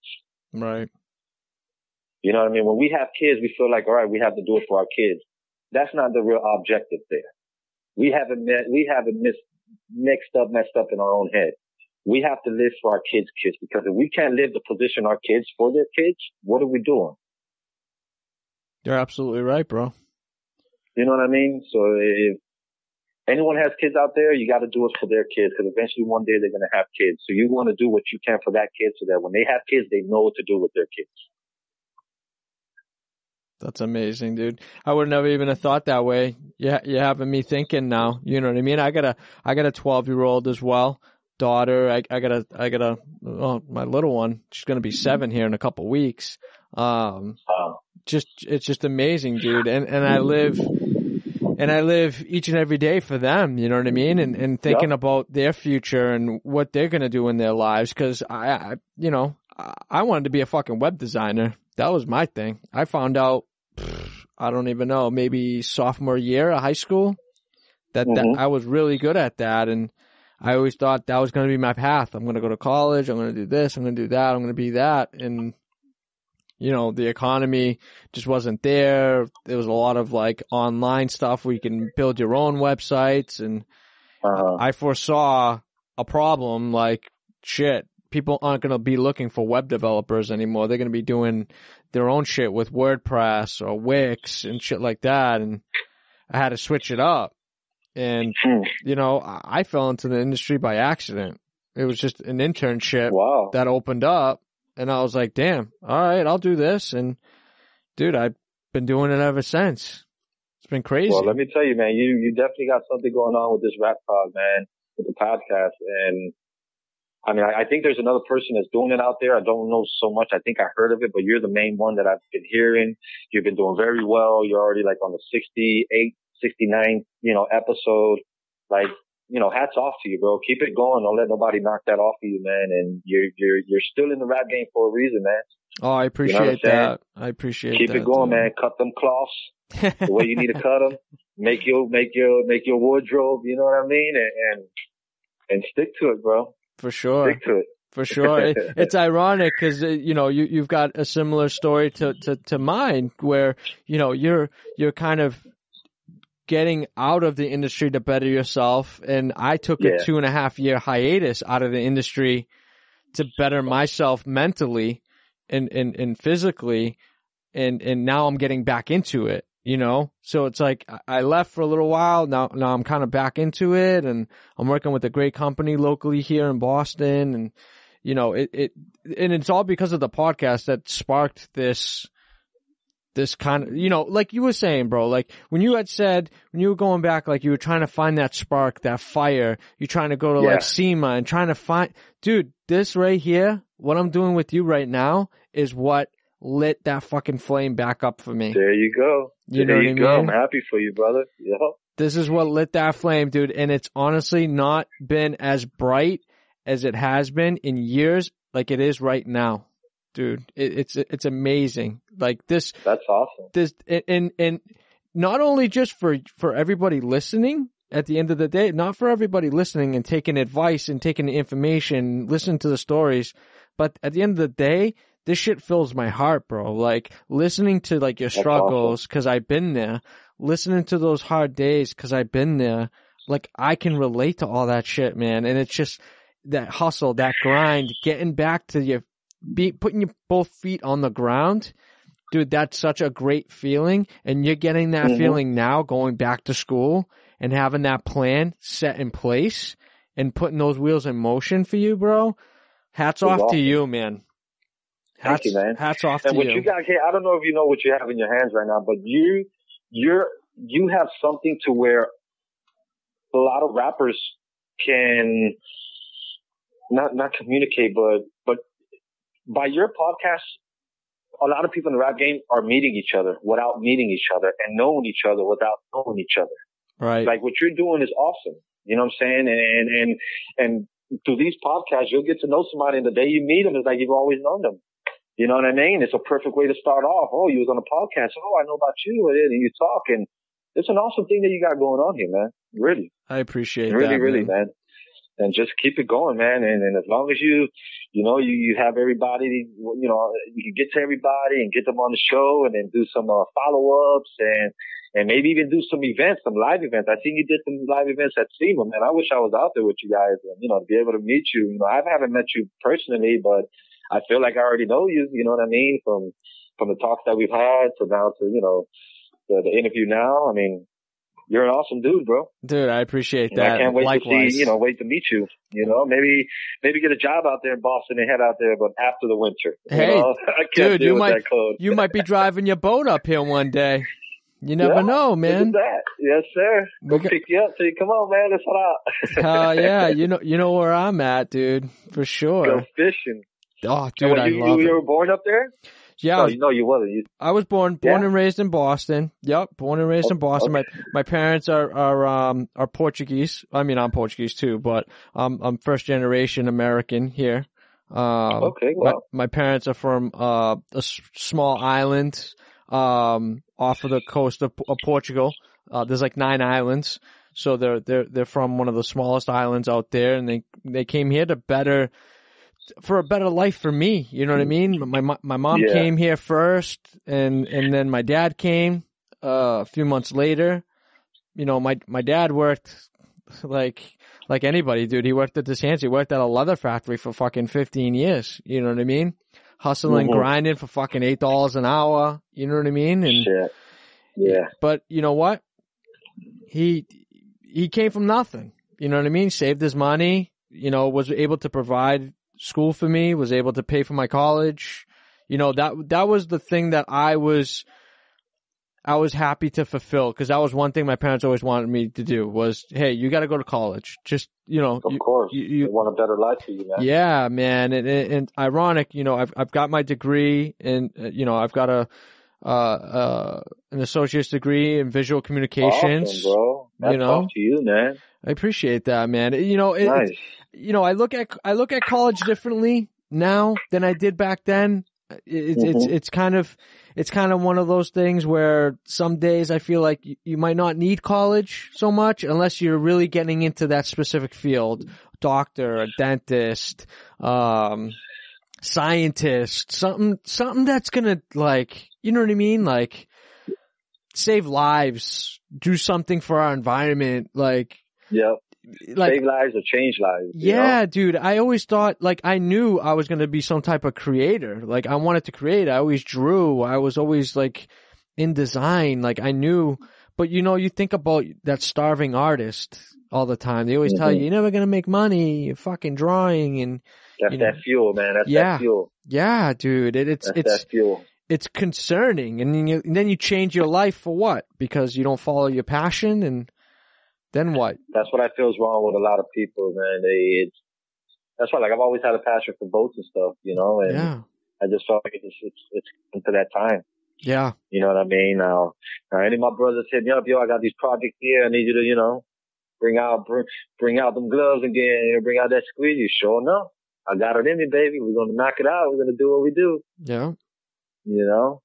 But that passion is in the water, dude, and you got to pursue that. Yeah. You know, because you don't want to be 60 years old, dude, looking at your kids doing what they want to do in their lives and look back and be like, fuck, I regret not going to school. Exactly. And that's why I'm making these certain things, because I don't want to live life. I don't want to be years later and be like, damn, I regret doing this. I regret doing that, because, you know, you have to do one life, man. Right. And it's all how you do it, man. And like I told you, I'm not supposed to be here. So that's more of a motivation for me, you know, to just do what I got to do. And like I told you before, not for my kids, but for my kids' kids. Right. And that's the goal, you know, it's to position my kids, you know, whether it's with the knowledge to have them, you know, for the knowledge to be able to get through this world to as crazy as it's going to be, you know what I mean? Or position them with enough money to be able to maneuver around all this craziness that's happening in the world, you know, and money's not everything. I say, you know, knowledge will take you long, you know, knowledge will take you further in life than money will. Absolutely. You know, money will definitely run out. Knowledge, you can never stop getting enough of it. Right. Money's printed every day. Every second, money's printed. You know what I mean? You can always make $1 tomorrow. It's, you know, I always tell people, you know, it's that time that you miss out, or that time that you don't take advantage of. You'll never get that shit back. You know, never, man. What happened a minute ago, you can't go back and change that. That's already passed. It's fucking gone. You know what I mean? That's even like when you're mad at somebody, man, you know, you just got to be careful what you say and what you do, because you can never take that back. You know what I mean? And whatever you do and say could hurt somebody, you know, and you can never take that back. Yep. So you got to be true to yourself before you can be true to somebody else. Exactly. Fucking true words right there, man. Just fucking amazing. Just fucking amazing. Dude, it's just unreal, like, where you've come from, what you've done, and where you're going, bro. It's, you know, there are way bigger plans for you than you would think. You know what I mean? Like, there's a plan somewhere in a book, and you're going to get there, bro. You know? I hope so, man, because that's what I see, you know, and I've been struggling so much, man, and I just want to be able to be successful in life, you know, for my kids, not even for me, because I've been through a lot, man. I've been through a lot, and for me, it's peaceful being on a boat. For me, it's tranquility, you know what I mean? To be able to just be in a boat in the ocean with my rod in that water, whether I'm catching fish or not. There you go. Man, if I could do it every day, man, I'd do it every day, you know, but it's even hard to do it. I got lakes all around me, and I usually drive around with my fishing poles in the truck. You know what I'm saying? And then I see a little, you know, I'm driving on the highway. I see a nice little lake. You know what? I'll pull over the highway, even on the highway. Let me throw my pole in here, see if I catch something. That's you know, awesome. And it's like that, you know. And I've always been like that when I was a kid. I'd be on my bike, be riding around. Oh, I see this little lake. Go get my fishing pole. Come over here, hop the fence. Hide behind these bushes, put my pole in that water, you know, catch something, and go back home, whether I take it to eat or not, you know? That's awesome. How many times would you catch something and take it home, fry it up? Oh, a lot. A lot. Now, I do a lot of freshwater. When I do freshwater fishing, I do it for sport. Yeah. So just whatever I catch, boom, throw it right back in.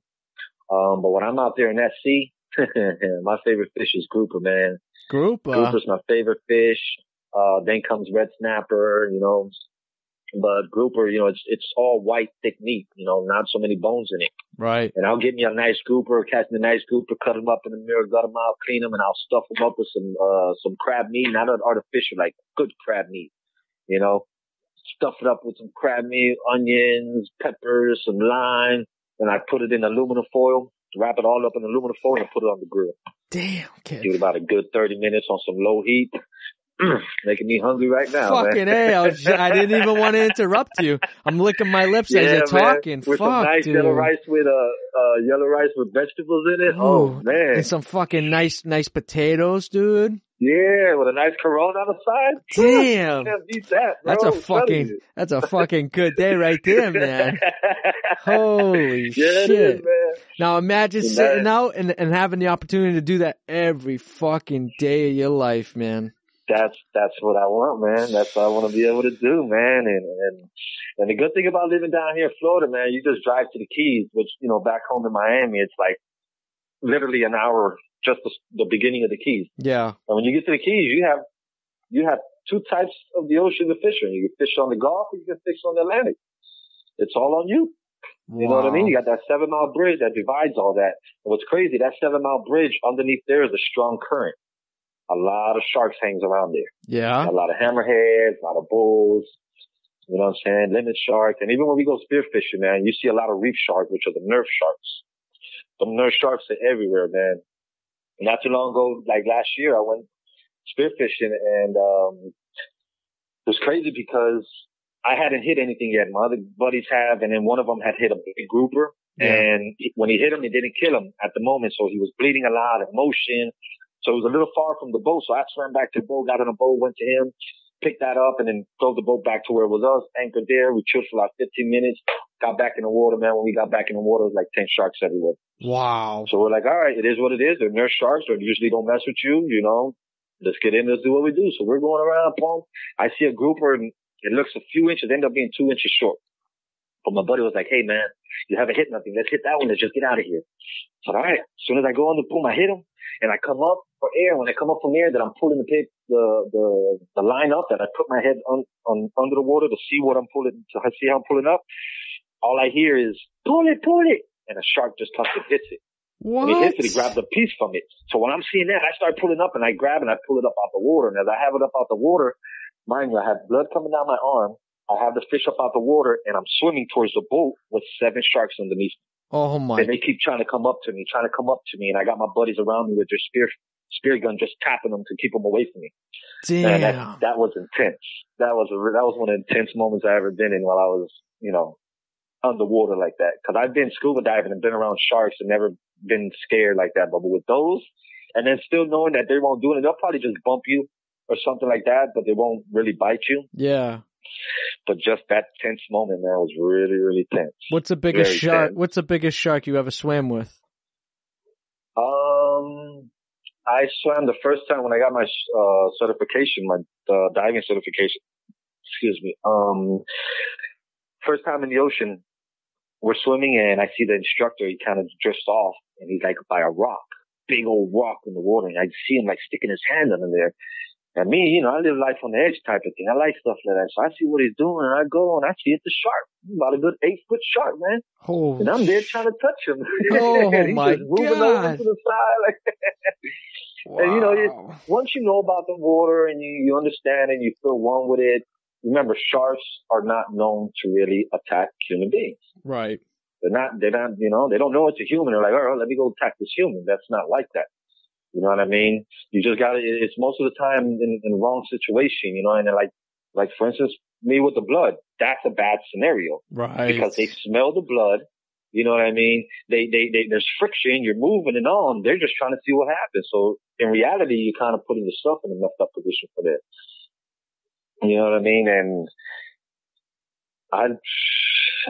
that moment, and then another moment was that same day, we were swimming, and then I seen matter of fact, right after I went to go touch that shark, I went off and I seen a nice shell, like a seashell that I wanted. I seen on the ground, so I went and grabbed it. And when I went to go grab it, the instructor comes swimming right by me fast, and like 2 feet by me, he just rubs his hand on the sand, which was actually the top of a stingray. What? That stingray was so fucking big dude, that I wasn't aware of, you know, how, what's this, the crocodile hunter? That's how he died, by a stingray sticking him. Right. I wasn't aware of these stingrays like that. And I'm over here swimming on top of them, on top of it, touching it.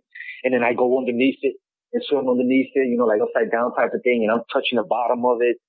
The instructor ain't telling me nothing. I'm just like, whatever. I was pretty much facing death in its face and didn't even know. You know, but it's that adrenaline. It's just, when you're down there, it's a different world. It's a different world. It's an awesome world. You can't hear nothing. Everything's by code, by your hands, you know, okay, go up, we're done. But you gotta always pay attention to your tank meter. Right. You know what I mean? You don't want to be down there and not have air to be able to get back to where you need to get back, you know. That's the worst thing that can happen. You gotta respect that shit, man.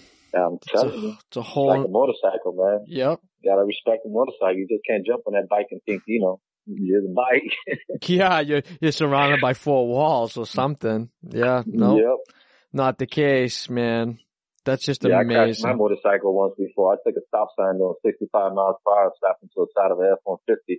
I had no helmet on. I hit head first. Oh. And that was a crazy experience for me, bro. Did you get to walk away from it, or was it? Yeah, I only got a little small gash on underneath the left of my left knee. Yeah. Just a little gash there, and that's all. I got real lucky on that one, man. Damn, I swear, dude. I hit head first, and I don't know. Every now and then I think about it, I just think, damn, how am I still living? Like, even the people that were all seeing me on the street, oh, you all right? You all right? I'm like, yeah, man, I'm standing. No shit. Yeah, you know, I was a little in shock because I could hear people telling me, hey, you all right? You all right? And all this stuff, and I don't see anybody for a couple seconds, and all of a sudden everything just goes boom, just like everything just comes together, and I see a whole bunch of people all in the street. So I don't even know if I was out of my body. I couldn't tell you. I heard a lot of people. They were all kind of in front of me, but I didn't see anybody. And then all of a sudden everything just came back together. Like, I don't know, like it was just weird. And I see everybody everywhere, you know, you all right? Yeah, I'm still walking. Shit. Oh my God. And it's funny you brought that up because I remember my bike, I had flipped over my handlebars. I hit a patch of sand on the street. It was literally a week before Thanksgiving. And it might have been cold out. There might have been sanding or something up here just for some reason. And I just wanted to get that last ride in for the winter. You know what I mean? Just before I had to put it away. And I literally left my buddy's driveway, went onto the main street. I may not have even gotten out of first gear, but I was ripping, you know what I mean? Maybe 30, 35 miles an hour. And my fucking front tire went one way, my back tire went another way, flipped over. Ooh. It wasn't that bad. I was covered because it was cold out. I had my leather coat on, a helmet, but I remember. So you didn't get no street burns on you, huh? I got a little bit like my shoulder. I ripped a huge hole in my jacket because when I flipped over, my head hit the floor first, and then I kind of just rode the ground in front of my bike. Like my bike fell and it sat there. I was probably another 10, 15 feet away from my bike. And, my buddy heard it. He came out. He scooped me up like a little fucking toddler. Scooped me up by my fucking head and my fucking knees. Put me on the sidewalk, grabbed my bike, put my bike off to the side. And I was just like, holy shit. I don't know what the fuck happened. I was so mad. I actually got on the bike and drove it home. Fucking my clutch lever was fucking snapped off. My fucking front brake lever was fucking folded down. It sucked. Oh my God. Sucked. But yeah, my bike, when I had got my bike, it was the person who had it before me used to race it. So my carburetors were a little bit more bigger. They're called flat sliders or something. So when the bike was just on, you hear yeah. So it ran a little bit more faster. It had steel braided brake lines. It lift up the pegs so you can take the corners, quicker and lower the bike down. And all that got to me, man. And I was just riding and it got the best of me. Yeah, dude. It's true what they say. it's not so much the people driving beside you watching you, it's you watching them, dude, half the time. You gotta be cautious. Dude, it drives me nuts when I see motorcycle enthusiasts, just people running through, like, in between lanes. Like, if they're at a light, they're going in between the lanes to get to the front. It's like, dude, do you know how dangerous that is, bro? Just one person wants to take a left, don't even see you, fucking knock you right off your bike. Yeah. Fuck. Talking about bikes, as we're on the bikes, man, I had the opportunity to wrap a motorcycle. I think it was a Honda. And it's actually on my Instagram, and I wrapped it all in chrome. Man, that was a challenge right there. Bro. It was all black and wrapped it all in chrome. And, you know, chrome is already the hardest material to work with. You know, you don't know what you're doing. Then you're wrapping the hardest thing out there to wrap. Fucking yeah, especially the tank. You know, and I had this one other guy who's like, yeah, man, you just cheat. I said, man, it's not like the regular material. You can't do that. Right. I was like, all right, go right ahead. And he started doing it and stuff. And I just went on to something else. And it was the guy I was doing it for, his friend owned the shop. So he kind of knew that's the thing was, he didn't work with chrome material, you know. I have some experience in it. Right. He's like, no, man, just work it like this and then. And then he kept doing it. I said, look, it's fogging out. You can't do that. You're taking the chrome away from it. Right. Oh, this and that. Well, buy some more chrome. How much is it? $100 a yard. Yeah. Good luck with that. Shit, more money. You know, like, oh well. Got more trying to do that. More money in chrome than what the bike's worth. Hell yeah, man. I had my fun share with chrome, man. I ended up going to, I think it was Cleveland. Yeah, I ended up going to Cleveland. I had to knock out 18 cars in 8 days. In what? Chrome? In chrome. And not full wraps, but a lot of detail. Like if you go into my Instagram, you go a little bit far back, a couple of years. Dude, you see me doing a whole bunch of different stuff, bro. I was working till 10 o'clock in the morning doing 26-hour shifts on these cars and type of thing. And it was for what was it for? The Gold Rush Rally. It was for one of those, but you had a group of guys that, they're called the GLI team. And they're, some Vietnamese dudes that got a lot of money. You know what I mean? These guys, they got so much money, they ended up buying a Ferrari just for a guy who didn't have a car just to be a part of the rally. What? I was like, who the fuck is that? Like, that's a good friend right there. Yeah, he bought a Ferrari. Fucking good friend. One dude bought a Ferrari out of Lamborghini, Miami down there and drove it all the way to Cali. 22 years old. Damn. Like, jeez. So they got fucking fuck you money. Yeah, pretty much. and you know what their business is? Well, they have, out of a couple brothers, one of the main business is the nail salon. Nail salons, fucking. And if you probably ever see it, now that we talk about it, maybe keep an eye out. You ever see a nail salon called the Venetian? The Venetian? The Venetian. It's called the Venetian Nail Salon, something like that. They have one out in Miami. They have one, I think, in Cali. They have all around. And another one owns an actual construction company. The pictures that I have that I'm doing a whole bunch of cars, and you'll probably see them like the garage. It's like a Stingray and a Ferrari and stuff. Yeah.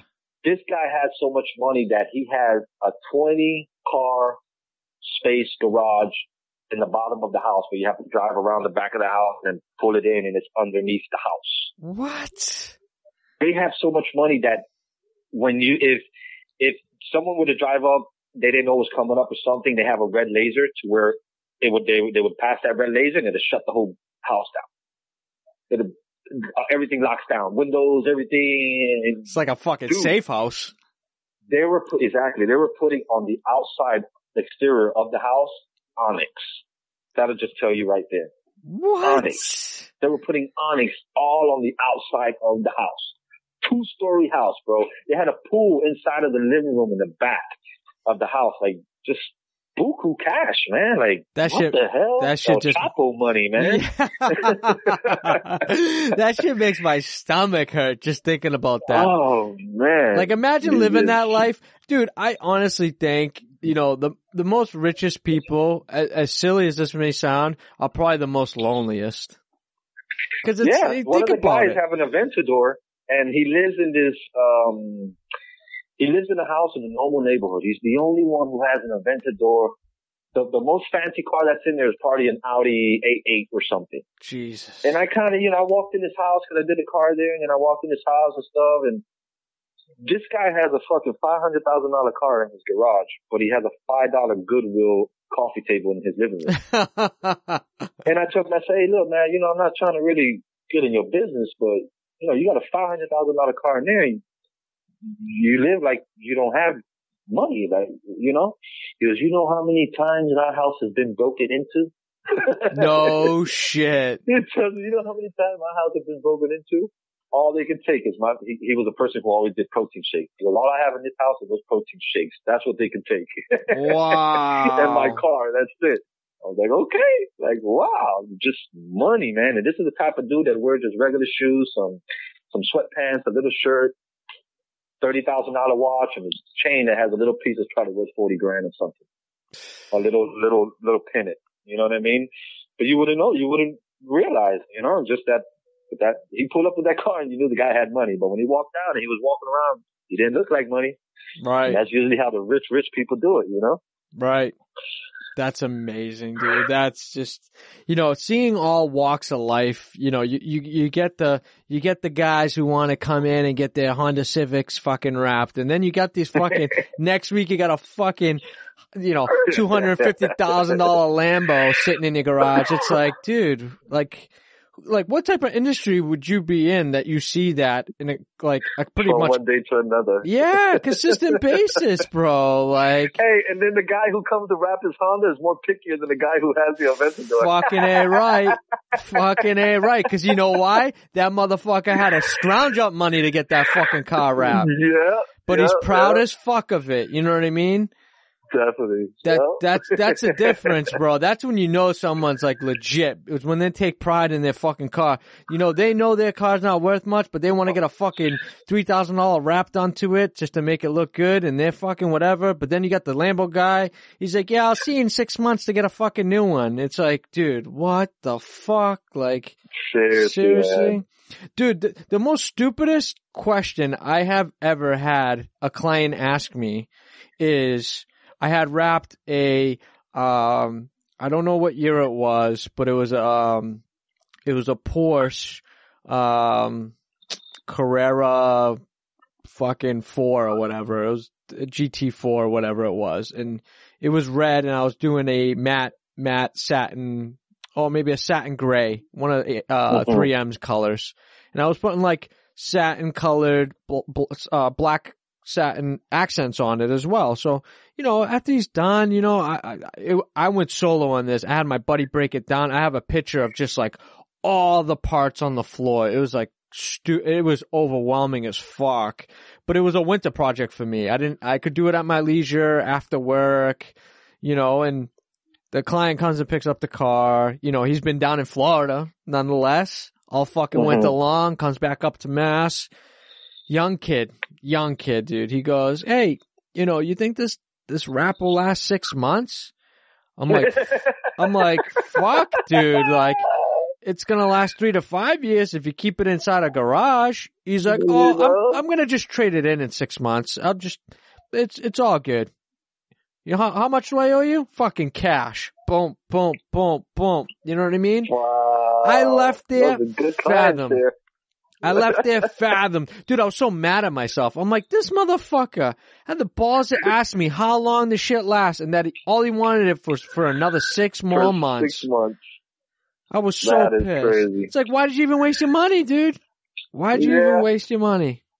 But I like customers that, the customers that actually grasp the whole idea of wrapping vehicles, because it's like, some people be like, oh, so much money just to put a sticker on a vehicle? Mm-hmm. And I'm like, that's crazy. You look at it like a sticker, because that's a good way of looking at what the material is, but it's not.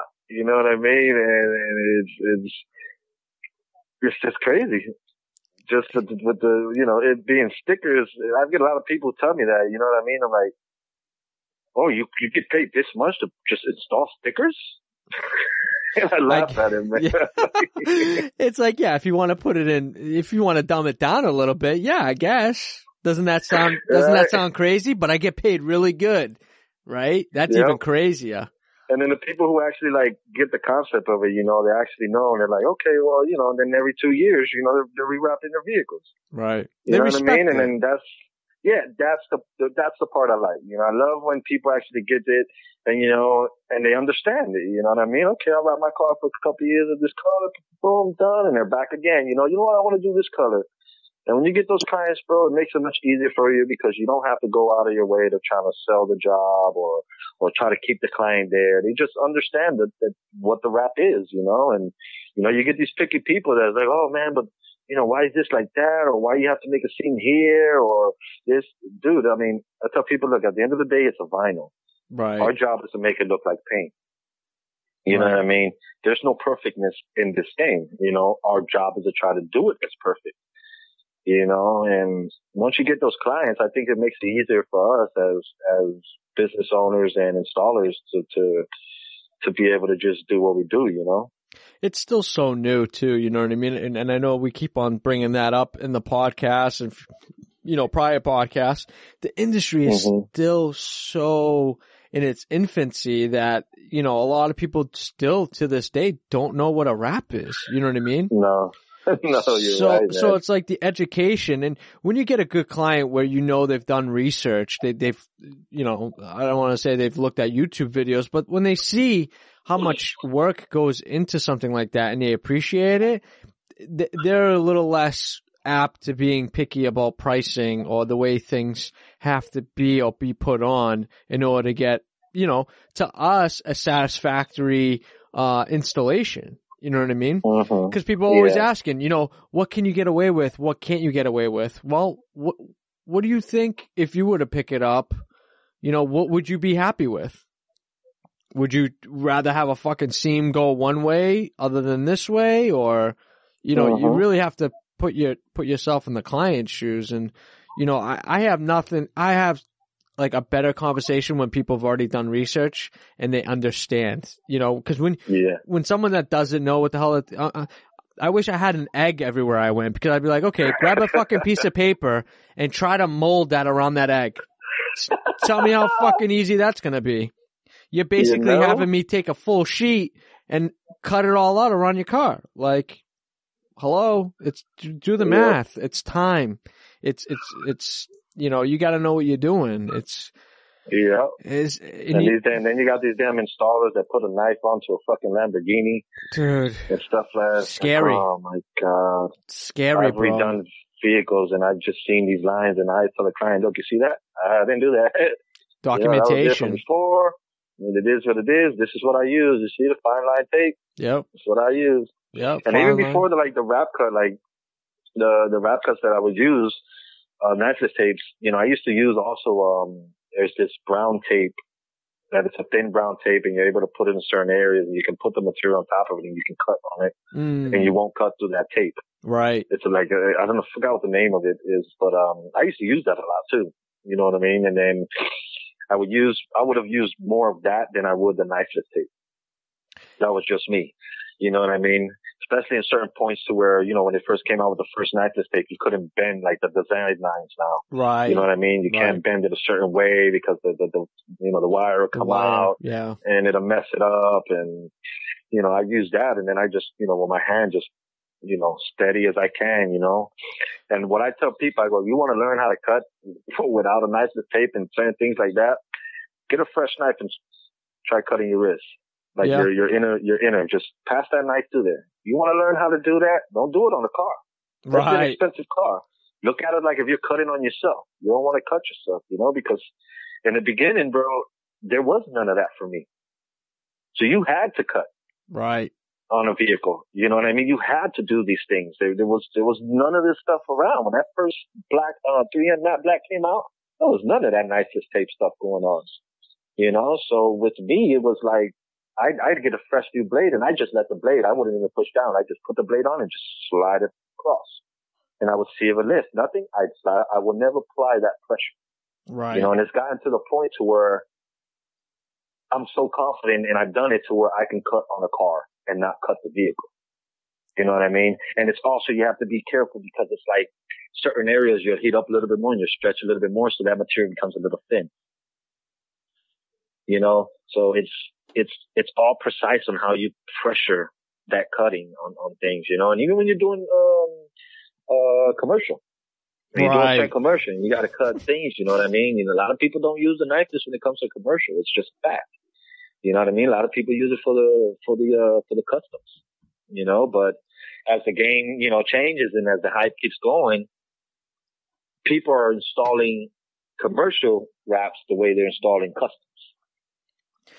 I think when you have a lot of pride in commercial, that's definitely not a bad way to go at it. Yeah. But you know, Yeah.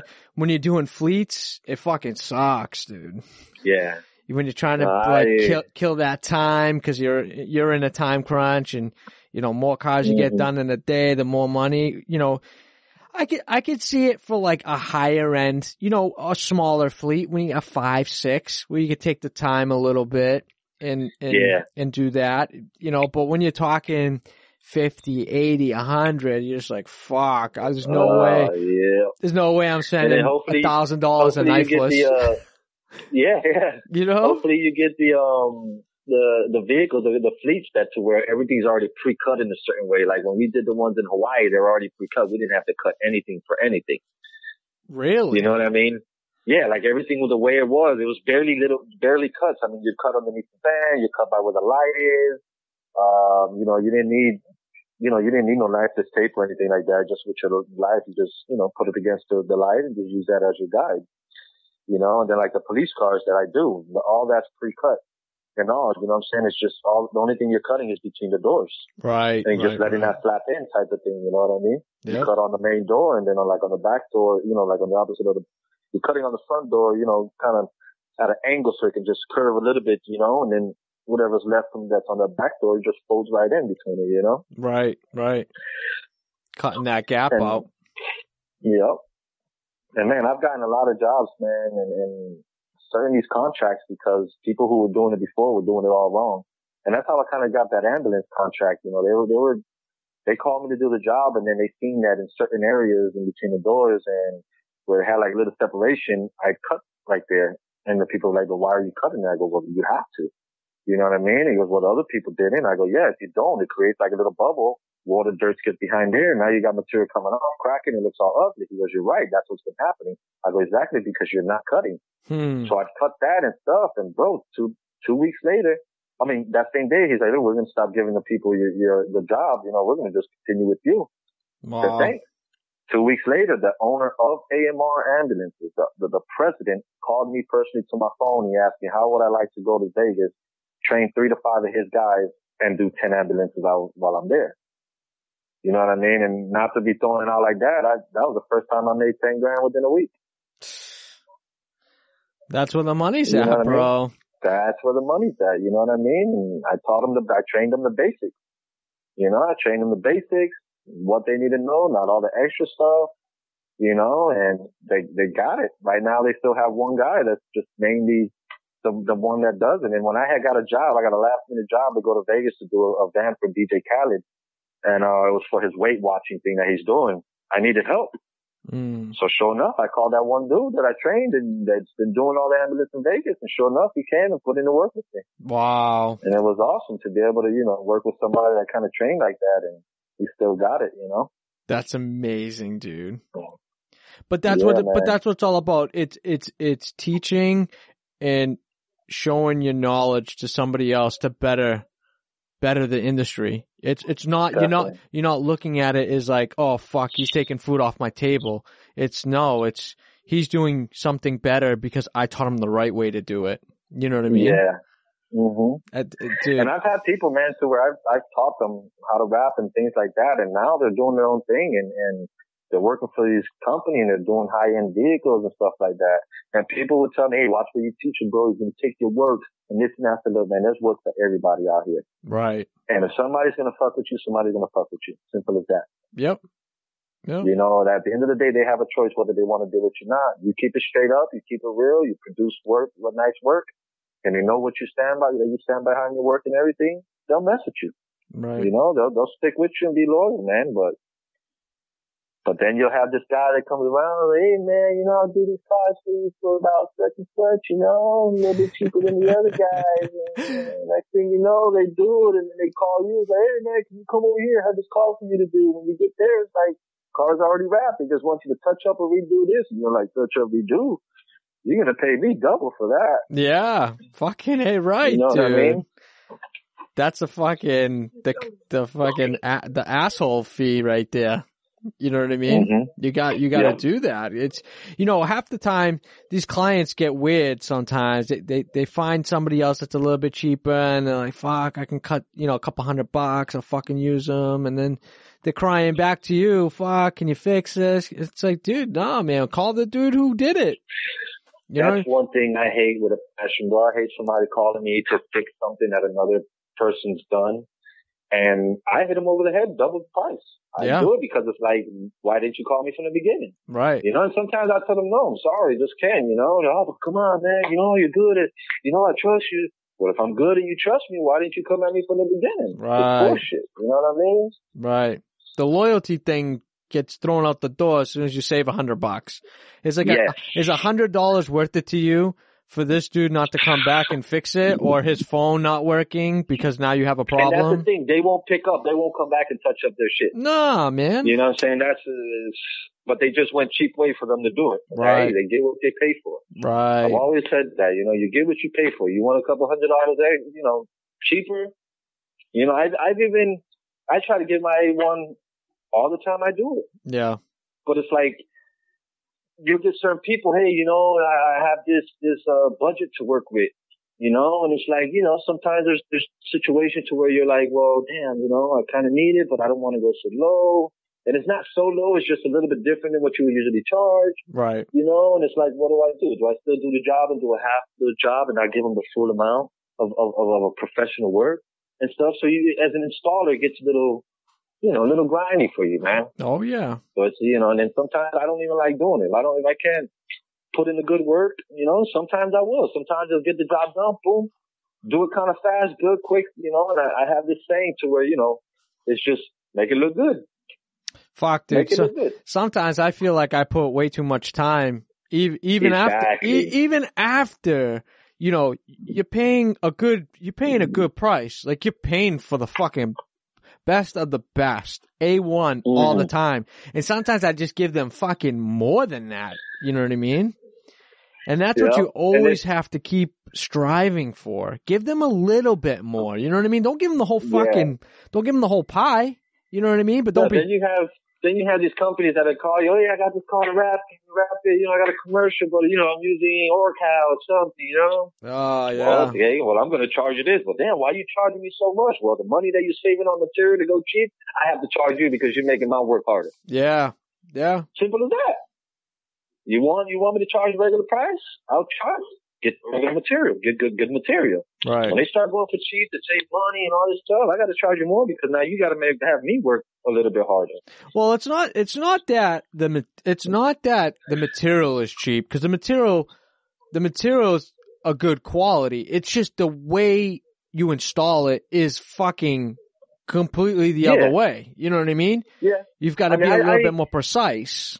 I put it in the category as cheap. It's not really cheap, but I mean, let's saving a couple hundred on a roll at the end of the day. But at the end of the day, you're saving a couple hundred to fucking tack it on the installer's side. You know what I mean? It's exactly. When it's somewhere a little bit more aggressive than that's why I tell you I stick to 3M and Avery.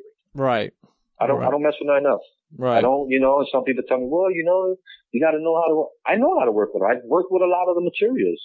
You know what I mean? But I have a choice as an installer to stick to my guns. Right. And stick what I want to work with. Right. You know what I mean? You want to go ahead and work with all these other materials and that's all you.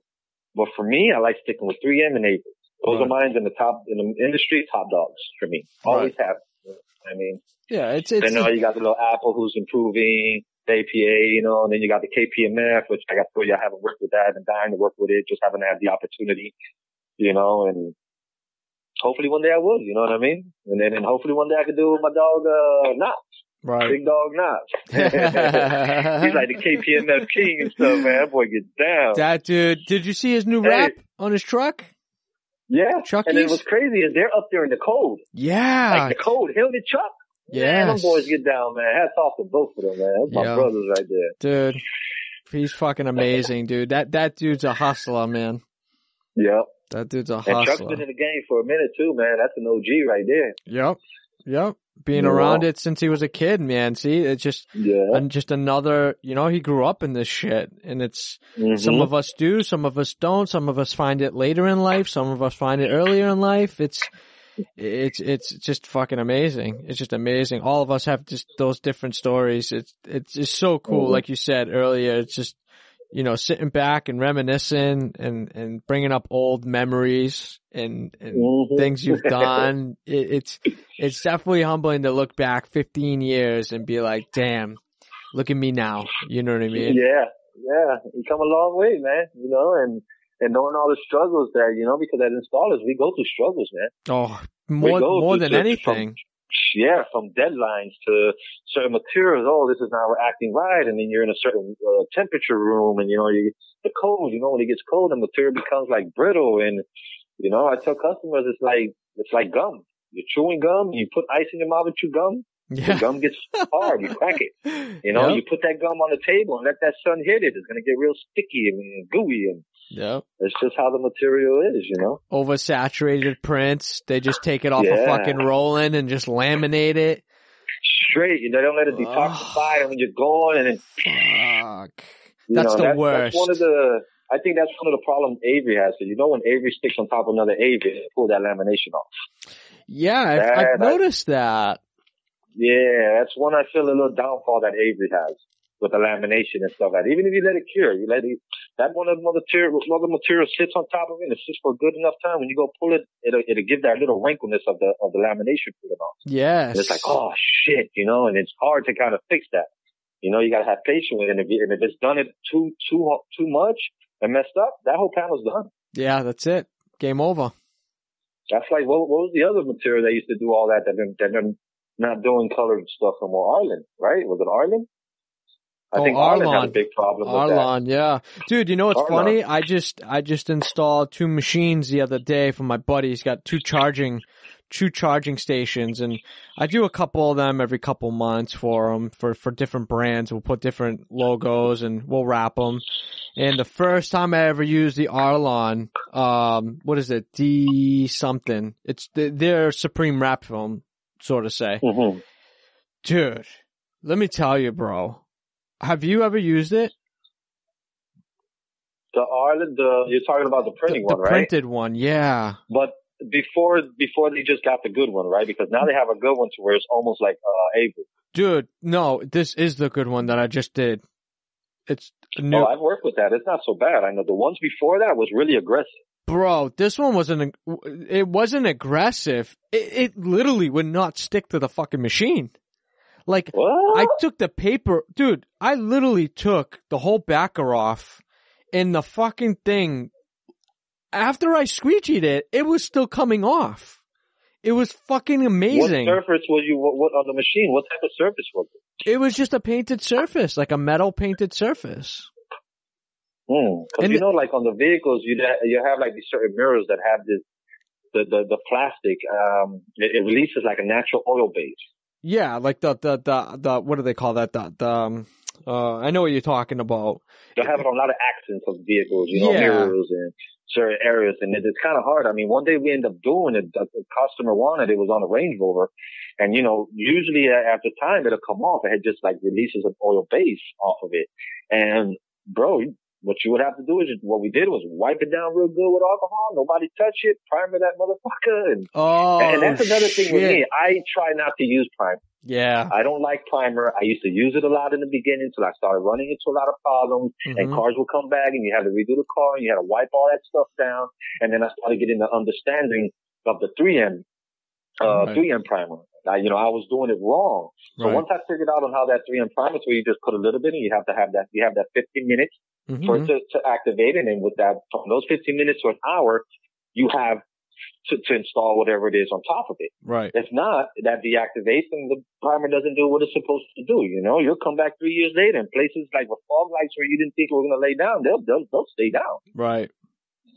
But that's the learning process of all that. That 94 primer 94, and then dye another bond. one I like to use. that one I use here and there. Yeah. Here and there. And I like it because it's clean. Right. It doesn't leave residue, things like that. But I'm an installer. I don't like using primer. I try not to use it. You know what I mean? I try to find a way of, yeah. You don't need it. You don't need it. When you can relax the film in, like for instance, the Chevy, express vans around the wheel wells, they've got that little 1.5, 2 inch bubble on the wheel well. Mm-hmm.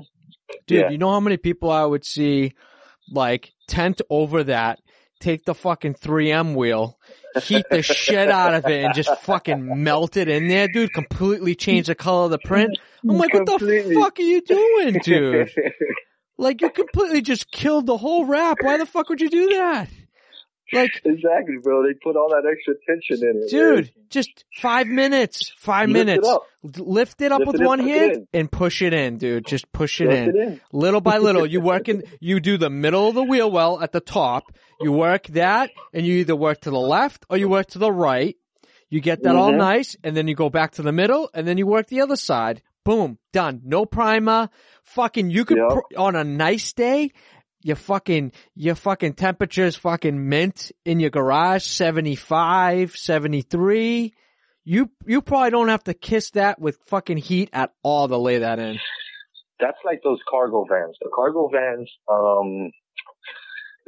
vans, you'll have those indentures on the side of the vans where the windows will usually be. Yes. Do you know what I'm talking about? Exactly. Okay. All right. So I'm going to ask you, do you cut it or do you push it in? I do not cut it. That's the first thing I push down. Damn, son. When I put that material, that first panel, that's the first thing I put in. Fuck. I work all that and everything else will lay down and I squeegee all that out. So you work. That's the difference that I do. So you do the same thing. You work that hardest point. I don't heat up and pass that little roller. Yep. No. Yep. That's the first thing I put in. I put that panel down.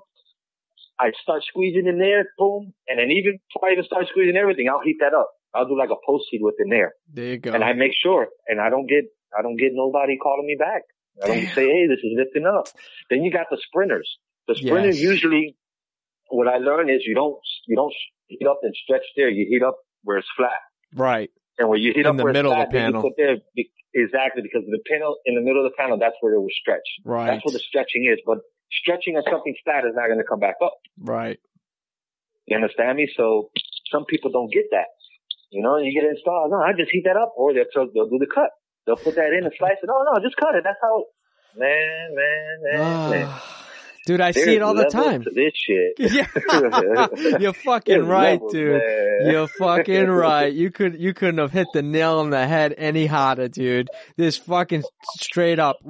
There's a science. There's a fucking science to this shit. And when you can fucking get that chemistry right, you understand and you respect the material way more than fucking seeing shit out there, like pushing those, you get a fucking 2 or 3 inch fucking, overlap on something and they're fucking hitting that with heat. I'm like, dude, you're stretching 2 or 3 inches? What the fuck? That's like when you do the pre-stretch. When you do the pre-stretch on certain things, it works, man. And certain things, you gotta be careful, man. It works on these mirrors. I've seen it done on some hinges, on some Jeeps. Yeah. And I've seen the aftermath in certain pictures. It didn't really come out good, but I mean, if that's the way they feel they could do it, not everything you can do that pre-stretch. Right. It doesn't work for everything. It only works for certain little things, handles. I can agree for handles. Certain mirrors, depending on how different and how contoured that mirror is. Right. You know what I mean? Because once you do that pre-stretch, you start stretching a little and you heat up, either to split up or 90% it'll come back. Right. Right. Dude, I'm a cutter. I'll cut that Sprinter panel out in that recessed and leave that little bit of reveal underneath, man. I'm so fucking goddamn paranoid sometimes. It drives me crazy. And when I cut them nice. You know what I mean? You cut them straight. And if worse comes to worse, you throw a little fucking black strip in there. Nobody has to know shit. You know what I mean? Fucking done. You'll never get that sucker back. It's the paranoia I have a week later. I agree. Getting a fucking phone call. Oh, I'm getting a little bubble. Holy shit. Where?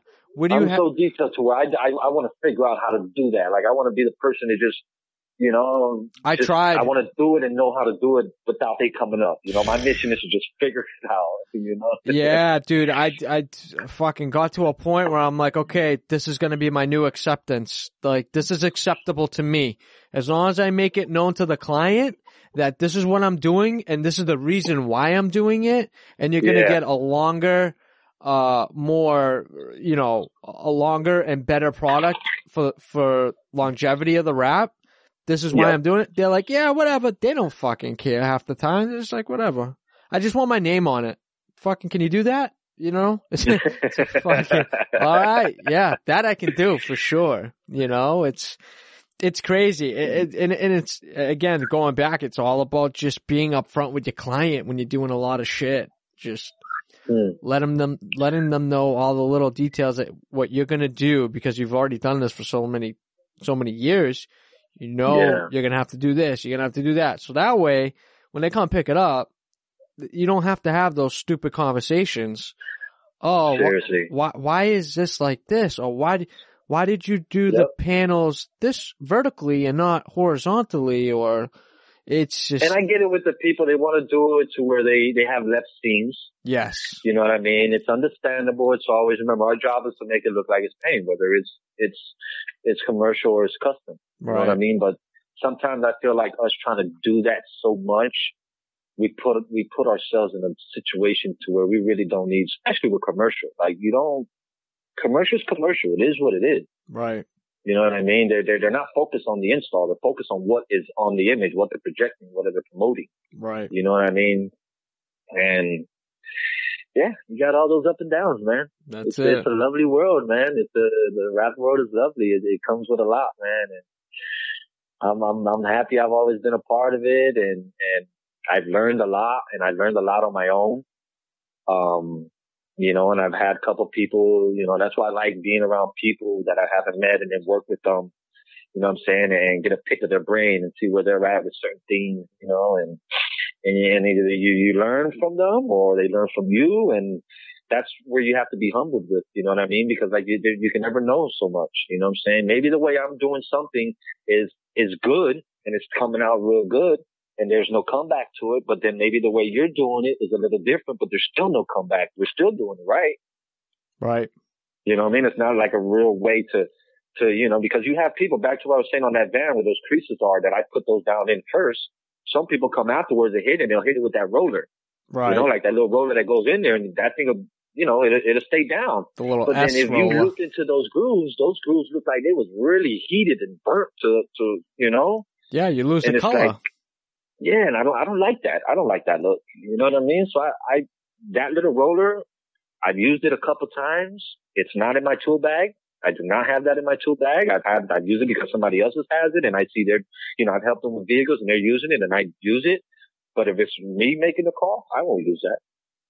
Damn. I'll work a little bit harder just to make sure that thing stays in the way it needs to be. Speaking of tool bags, what type of stuff you got in your arsenal? What type of squeegee? Man, I'll be honest. I see a lot of people, a lot of different squeegees and stuff. I'm simple. I love my geek back squeegees. I kind of stick to that. When I'm using Avery material, I'm using the Avery squeegee. Yep. That has the little felt already on it. The blue one? one? It runs, to me it's very smooth. A soft squeegee that I like using is the APA film, APA squeegee. Mm-hmm. It bends and it's real flexible. That's good with me. I use my OFA blade. That's all I have in my bag.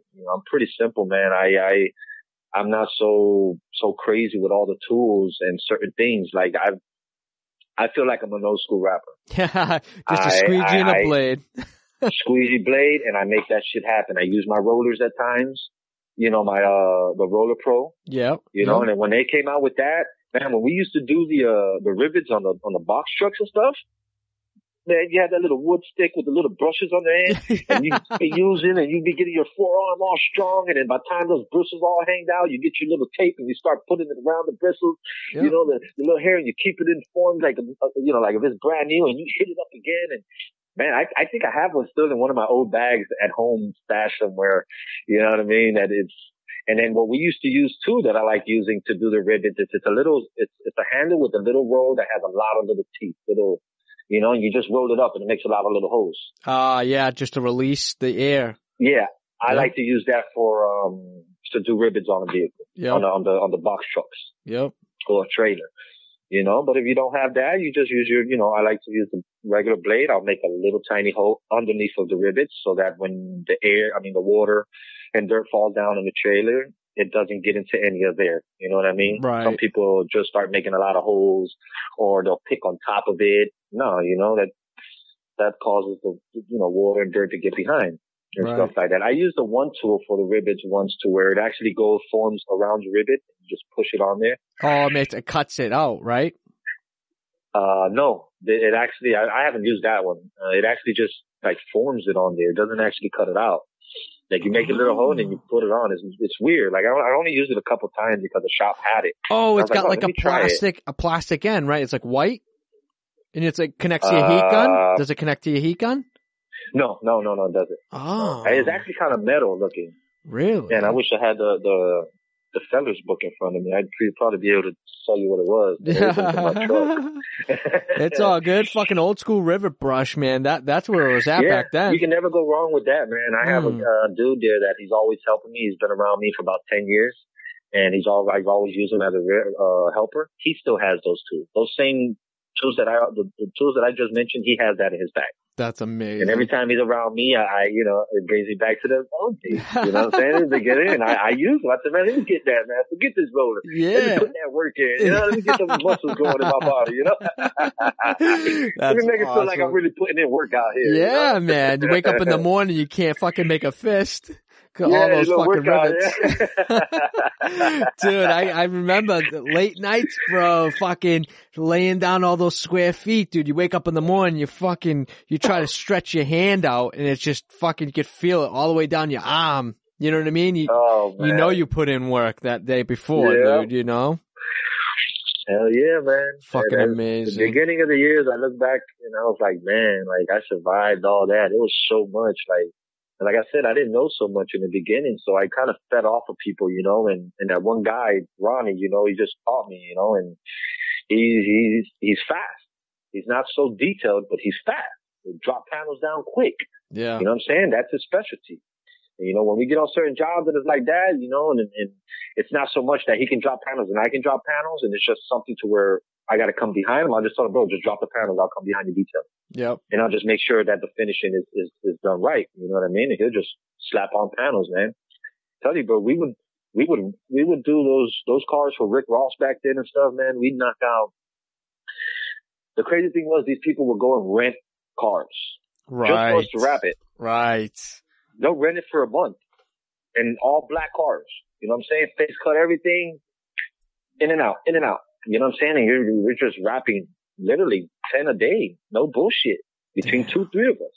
Just knocking it out, man. You'll see pictures in there where it says like Briscoe or Flow Rider in my Instagram. You go through, you'll see my face. You'll see how young I look. You know what I mean? And it's, bro, we used to get down, man. Get down. I don't even get down like that anymore. It's just. Fuck no, we're too old for that shit. We're too old for that shit. I'm like, hold on, man. I gotta get my 8 hours of sleep at night. The fuck? Yeah. But I mean, you get it sometimes. You'll get people, hey man, look, I got these 4 vans. I need them done, by tomorrow. What's up? All right, you know what? Let me get my team. Yo, 4 Vectors, yo, House of Raps, yo, Global. What's up? Let's get it. And we'll knock it out. This is a team that I could never switch up on, man. If I ever had to get any big project or had to go to rap war, let's say, with anybody, this is my squad and I want to change it up for nobody. And if I had to add one more person and I wouldn't even add him, he is a part of the squad, would be Knops. Knops is the man. You know what I mean? I haven't met so many people in the industry. I know some of them because I follow them on Instagram, and I support them, and everything. But man, like I tell you, if it was back against the wall, we had to get this going. I know my team won't fail me, That's amazing. I know we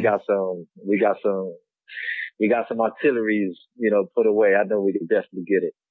That's awesome, dude. Yeah, when you got a group of people like that behind you and you can call them at any point in time to get shit done, they got your back, dude. That's amazing. And it's a good thing, bro, because, we're all from around the same area, man. And, we're not against us. Right. We're more power together. Right. It's like my buddy, TJ from Globe, he says we're not competitors, we're conspirators. Mm. You know what I mean? It makes sense. Like, we don't compete with each other. No. We get down and do it together. You know what I mean? And the first time I started working with Global, man, it was like we were synced. It's like we worked with each other forever. We were doing a tour bus, and I do one side, he do one side. And when we went to the front, we'd do it in the front. And like we're laying it down and it's going, and then I'll get to the middle or something. I'm getting almost into his way, and he won't take it like I'm trying to take over what they're doing. He'll just move, go back to where I was at, and we'll just synchronize it. We'll just get it done, man, and make it work. And when I started seeing that in the first couple of raps with him, I was like, oh man, there's no stopping us. Yeah. I don't think we understand what we have together right now. You know what I mean? When you don't say a word to each other, dude, and you're just fucking ripping it, and he, like, without saying, he knows without saying, and you're getting here, cutting that, and he's going over there and cutting this, and dude, like, you definitely have something. And when it comes to like good. box trucks, like even me and Four Vectors get down heavy because I started with him. So there's like a connection bond of rapping that me and him has that I don't know, to this day I have never seen other rappers have. Yeah. And when we get down, we get down. And we'll knock out box trucks 3-4 in a day. I swear, 12-hour shift or something. Give us a 16-foot box truck and we'll knock like 4 of them out. Because we already have a certain way that we do it. Right. You know what I mean? And it's there's no stopping that. Once you're synchronized into doing what you do, and you guys do it at a high level, but at a quick level, it's like how you said earlier, bro. It's like a machine. You're just like a machine. You're just tuned in, and it's just that it. Yep. I'm the type of person, when I get tuned in, I put my headphones on. Once you see I have my headphones on, there's no talking to me. I just go in my zone. Let me do what the hell I came here to do, and that's it. What are you listening to in your headphones when you're getting in the zone? I'm old school, man. Old school rap. Yes. Old school rap. rap. Pandora, Spotify or something, and old school rap, man. I get into the 90s hip hop. I love my R&B too, and then, like, if I'm doing some work on a Friday morning, I ain't gonna lie, that freestyle. Oh, 80s, shit. 90s freestyle. Damn. That get me going, boy. Damn. And I'm the type of dude, I'll be dancing and singing too, just recently I went on a cruise ship to do a job, and, the guy, the owner of, the main guy of the job, not the one I went to go do it for, but the one on the ship, I'm there and I'm listening to my headphones and I'm kind of just singing to it, and I kind of like turn around and I just see him there and he says something to me, but I don't hear him and I turn it off. He goes, oh, you're a singer part-time, huh? I was like, man, you just don't know, man. I dance too. And he just started breaking out laughing, That's awesome. Yeah, man, I get into my own little world, man. And when you're able to get in on your own little world and block out everything, you really see what you're made of. You really see what you can do, and that's, man, it's amazing. I love what I've accomplished in the rap game, and I feel like I haven't even accomplished a lot, And even in the beginning, when I first started, not knowing nothing, I was already, rapping vehicles on stages, right? And what people are doing now, and then it wasn't as big or like competition in SEMA with that is awesome. And what they have at SEMA every year, to where they can have interact all these installers together to these competitions. And what I think this year, hats off to them, is the Women of Raps. Yes. That's awesome, man. Hats off to them, bro. That's just imagine they're just starting to do all this stuff with the women like that. Imagine how well that's going to be in another couple of years. Oh yeah, dude. I always said it. And ironically enough, I talked to Starla, Jim Miller's wife, about it. Back at RapsCon, I brought it up. I'm like, when do you think they're going to have, an all women's competition or something? Just all women's. And dude, 4 or 5 months later, here we are. Avery fucking killing it. Killing it. One of the first female rappers that I've seen was Candy Rap, or Candy Rapper. Yeah, Crystal. Crystal. Yeah. Shout out to her, man. I used to follow her. I mean, I still follow her and stuff like that, and she used to get down. And then there was another one that she doesn't do raps as much, but she used to rap like high heels. High heels? Stuff like that. Damn. High heels. Yeah. I was like, wow, that was kind of intriguing. So that, I was like, oh, let me follow this girl. She's actually doing this stuff. You know what I mean? That's awesome. Like, wow. And that's what I'm saying, bro. You can, I've rapped a lot of different things. I've rapped from, airplanes, boats, cars, fishing poles, guns, dressers, fucking the shade glasses, the frame of the glasses. Yeah. Man, I've wrapped a lot of things, man. The only thing I can say I never really got my hands on has been a helicopter. Helicopter, okay. Helicopter, that's that next level stuff, man. That's well, I would love to do something. And there's a company out there that actually just wrapped one for a movie. I can't pinpoint what company it was, but I followed them and I've seen that they wrapped one for a movie. That'd be a fucking sick project to get on. Mm-hmm. Even though a helicopter's, I would think a plane would be, one of those bucket list type of items to get wrapped, but fuck a helicopter, dude. What type of? I mean, I've done airplanes and stuff. I just never got my hands on a helicopter, I've done, motorcycles, cruisers to crotch rockets. I've done all that. I've wrapped bicycles. I wrapped a bicycle in all chrome. Damn.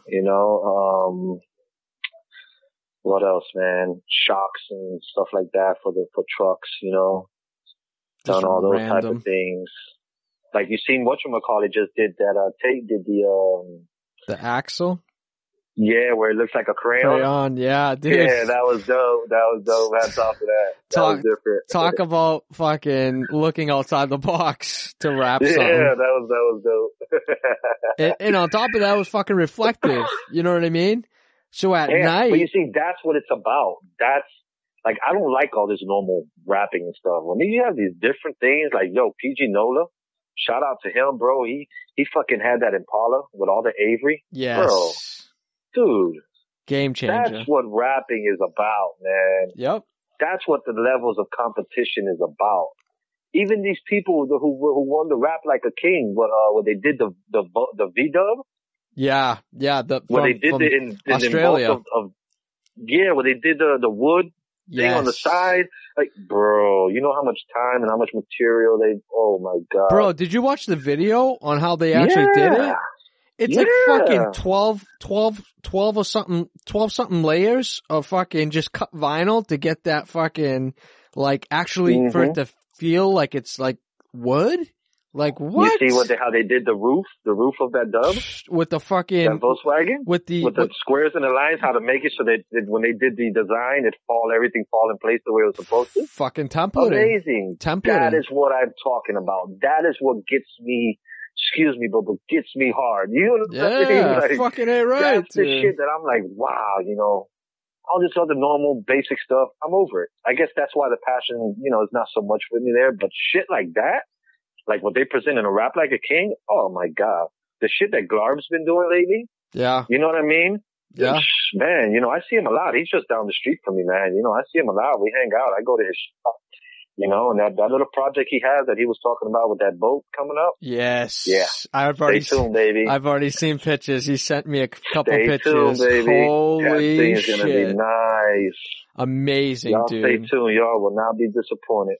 Even Metro, they won this year with that Camaro, what was it, a Camaro or Challenger? Camaro Challenger, yeah, it was one of them. Dude, they were the first people, Metro Raps were the first people to be put on a billboard in South Florida. Really? They put their company on a billboard. So, that helped them a lot, man. That billboard was right off of I-95, man, and everyone sees it going and coming from work. Yep.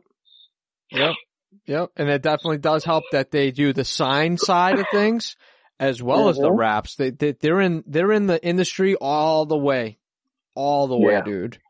And they got some crazy designers in there, dude. I'll tell you the shit. Well, mind you, he has a room just for like, I may be exaggerating, but I think it's like 10 designers. He has a room of just straight designers in there. Those designers just go to work. I wouldn't fucking doubt it. With the amount of work they pump out of there that I see and the quality of it, I've done dude. a lot of work for them. Dude. I've done fleets of work for them with my buddy Global.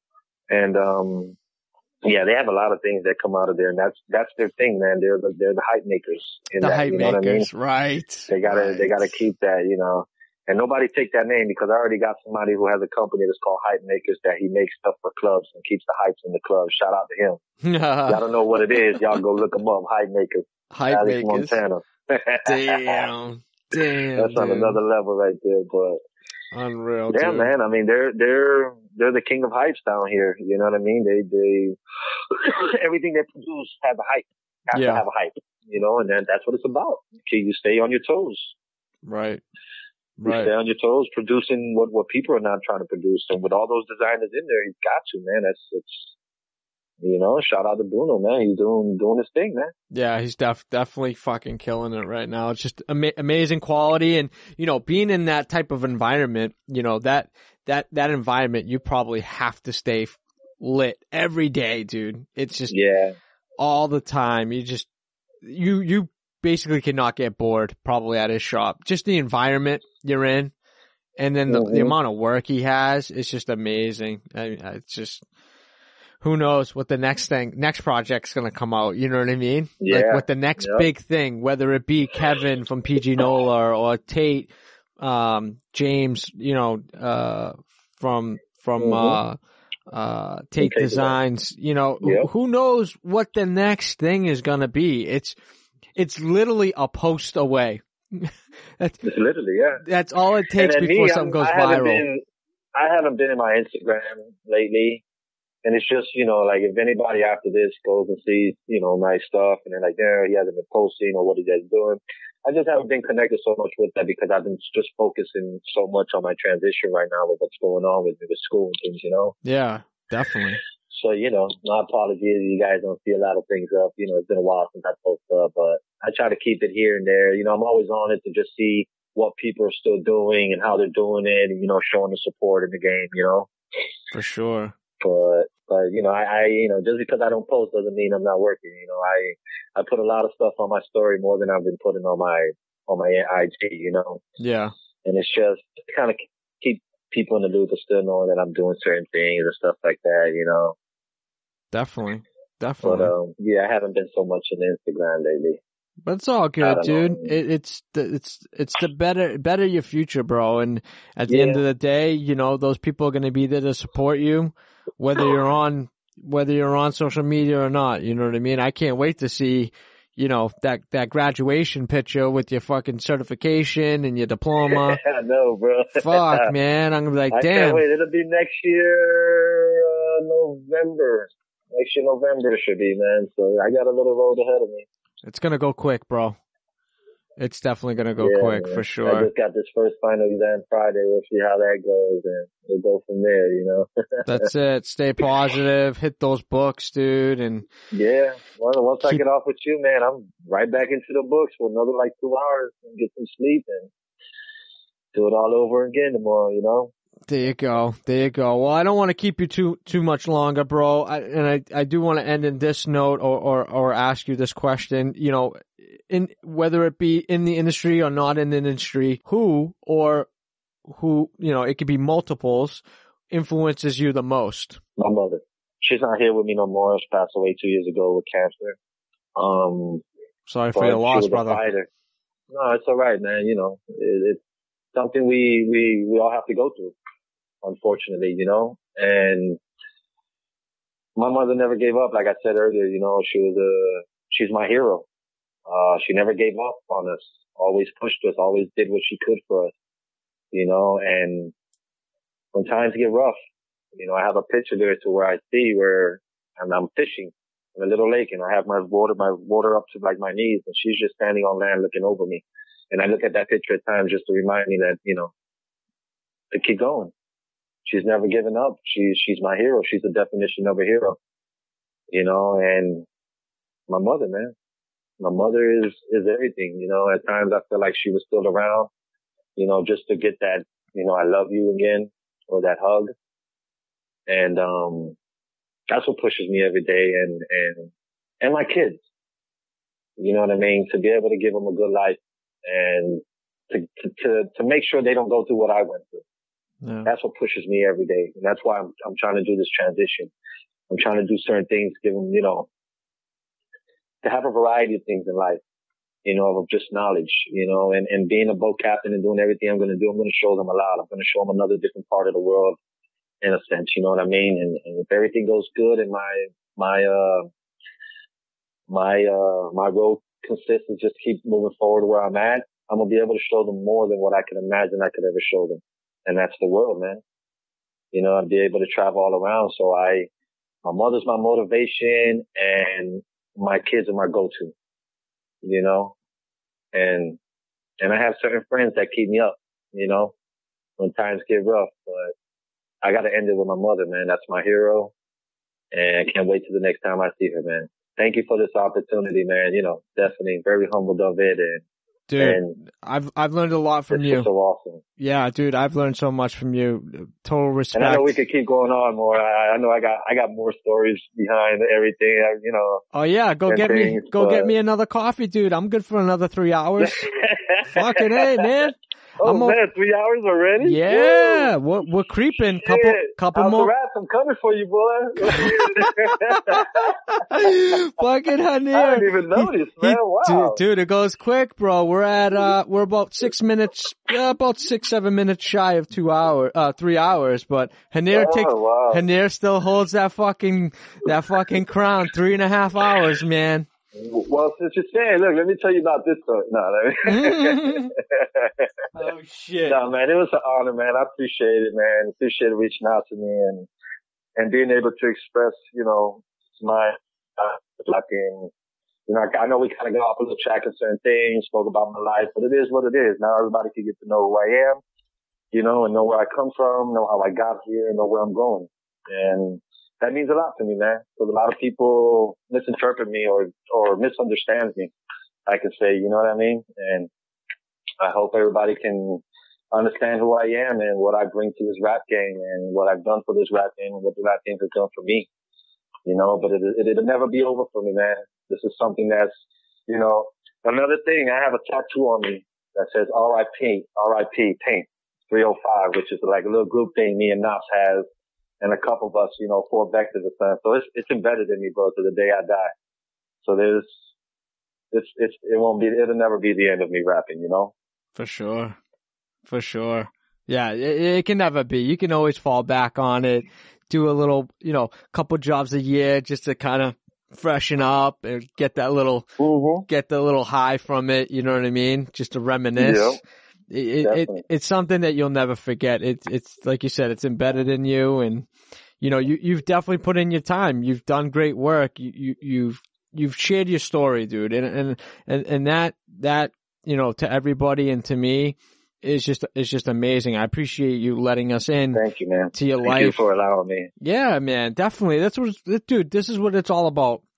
It's that platform to kind of share those types of things and let people into your life where it would be like a vulnerable situation. You like you said, you and I have only talked through Instagram DMs and and here we are almost 3 hours into a conversation. Know you now, man. I can't wait for the next time. For real. Hopefully it'll be face to face. You know what I mean? Yeah, man. So yeah. Hopefully it'll be face to face on my boat in the ocean somewhere.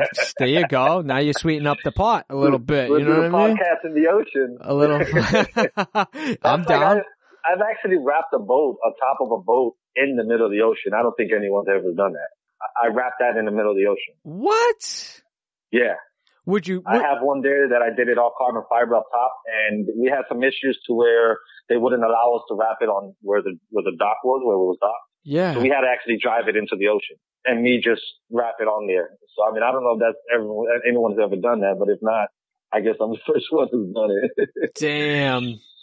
Yeah. Was it at least good weather where you weren't like getting rolled around? Yeah. It had a little overcast. It wasn't so hot. You know what I mean? And it was carbon fiber, so it was a little, you gotta be careful that shit doesn't warp out on you. You know what I mean? Oh, so yeah. There's a little challenge. I have an Instagram a picture on Instagram. Yeah, you definitely got a lot on your Instagram, man. And also too, before we end, please let everybody know where they can find you on social media to watch your journey, dude. I think everybody at the end of the day, if you're not following Mr. Miagi here, dude, you got to go follow him. Even just to give him that respect of getting out of the rap industry and bettering his life and showing that it's never too late to pursue another career. He's put 15 years into this game. At the age of 35, man. Fuck, dude. Like, you put almost half of your life, you know what I mean? Yeah, you look damn. Into Making this. You feel old, man. You know what I mean? I'm 35. I'm 35 too, true, man. 15 years is a long time. Yeah, been doing it for a while. Thanks to my brother, full vet, man. He's the one who introduced me. And if it wasn't for him, bro, I wouldn't be in here, bro. I wouldn't be who I am in this rap game, So you got to give credit where it's due. Shout out to my cousin, my brother Full Vectors, man. I appreciate him 100 for introducing me and allowing me to become who I became in this rap game. And thank you for everybody for respecting me for who I am, you know what I mean? And seeing me for who I am. And for everybody that don't know me and wants to get to know me and see what I've been about, my Instagram is Installaway. That's the only thing I have. I don't have a Facebook. I have a phone number on my Instagram. You guys want to send me a text, whatever it is, what it is. And, once again, Jeff, thank you so much for allowing me to express myself, show myself and, where I've come from, how I got here and where I'm going. And humbly, man, I appreciate it. Thank you so much. Anytime, brother. Anytime, dude. And I totally wish you well, for the rest of 2018 and for fucking next year, man. Same here. Kill it. Don't give up. Hit those books and fucking show everybody next year, man, what it's all about. Yep, you gained another rap brother here, man. I know I did, bro. Appreciate that. Same here, brother. All right. Well, thank you, man. Appreciate you. What's up, everybody? Hope you enjoyed this episode of the All Wrapped Up podcast. Hit that rank button and review. And to stay up to date with future podcasts, hit that subscribe button. Till next time, folks, that's a wrap.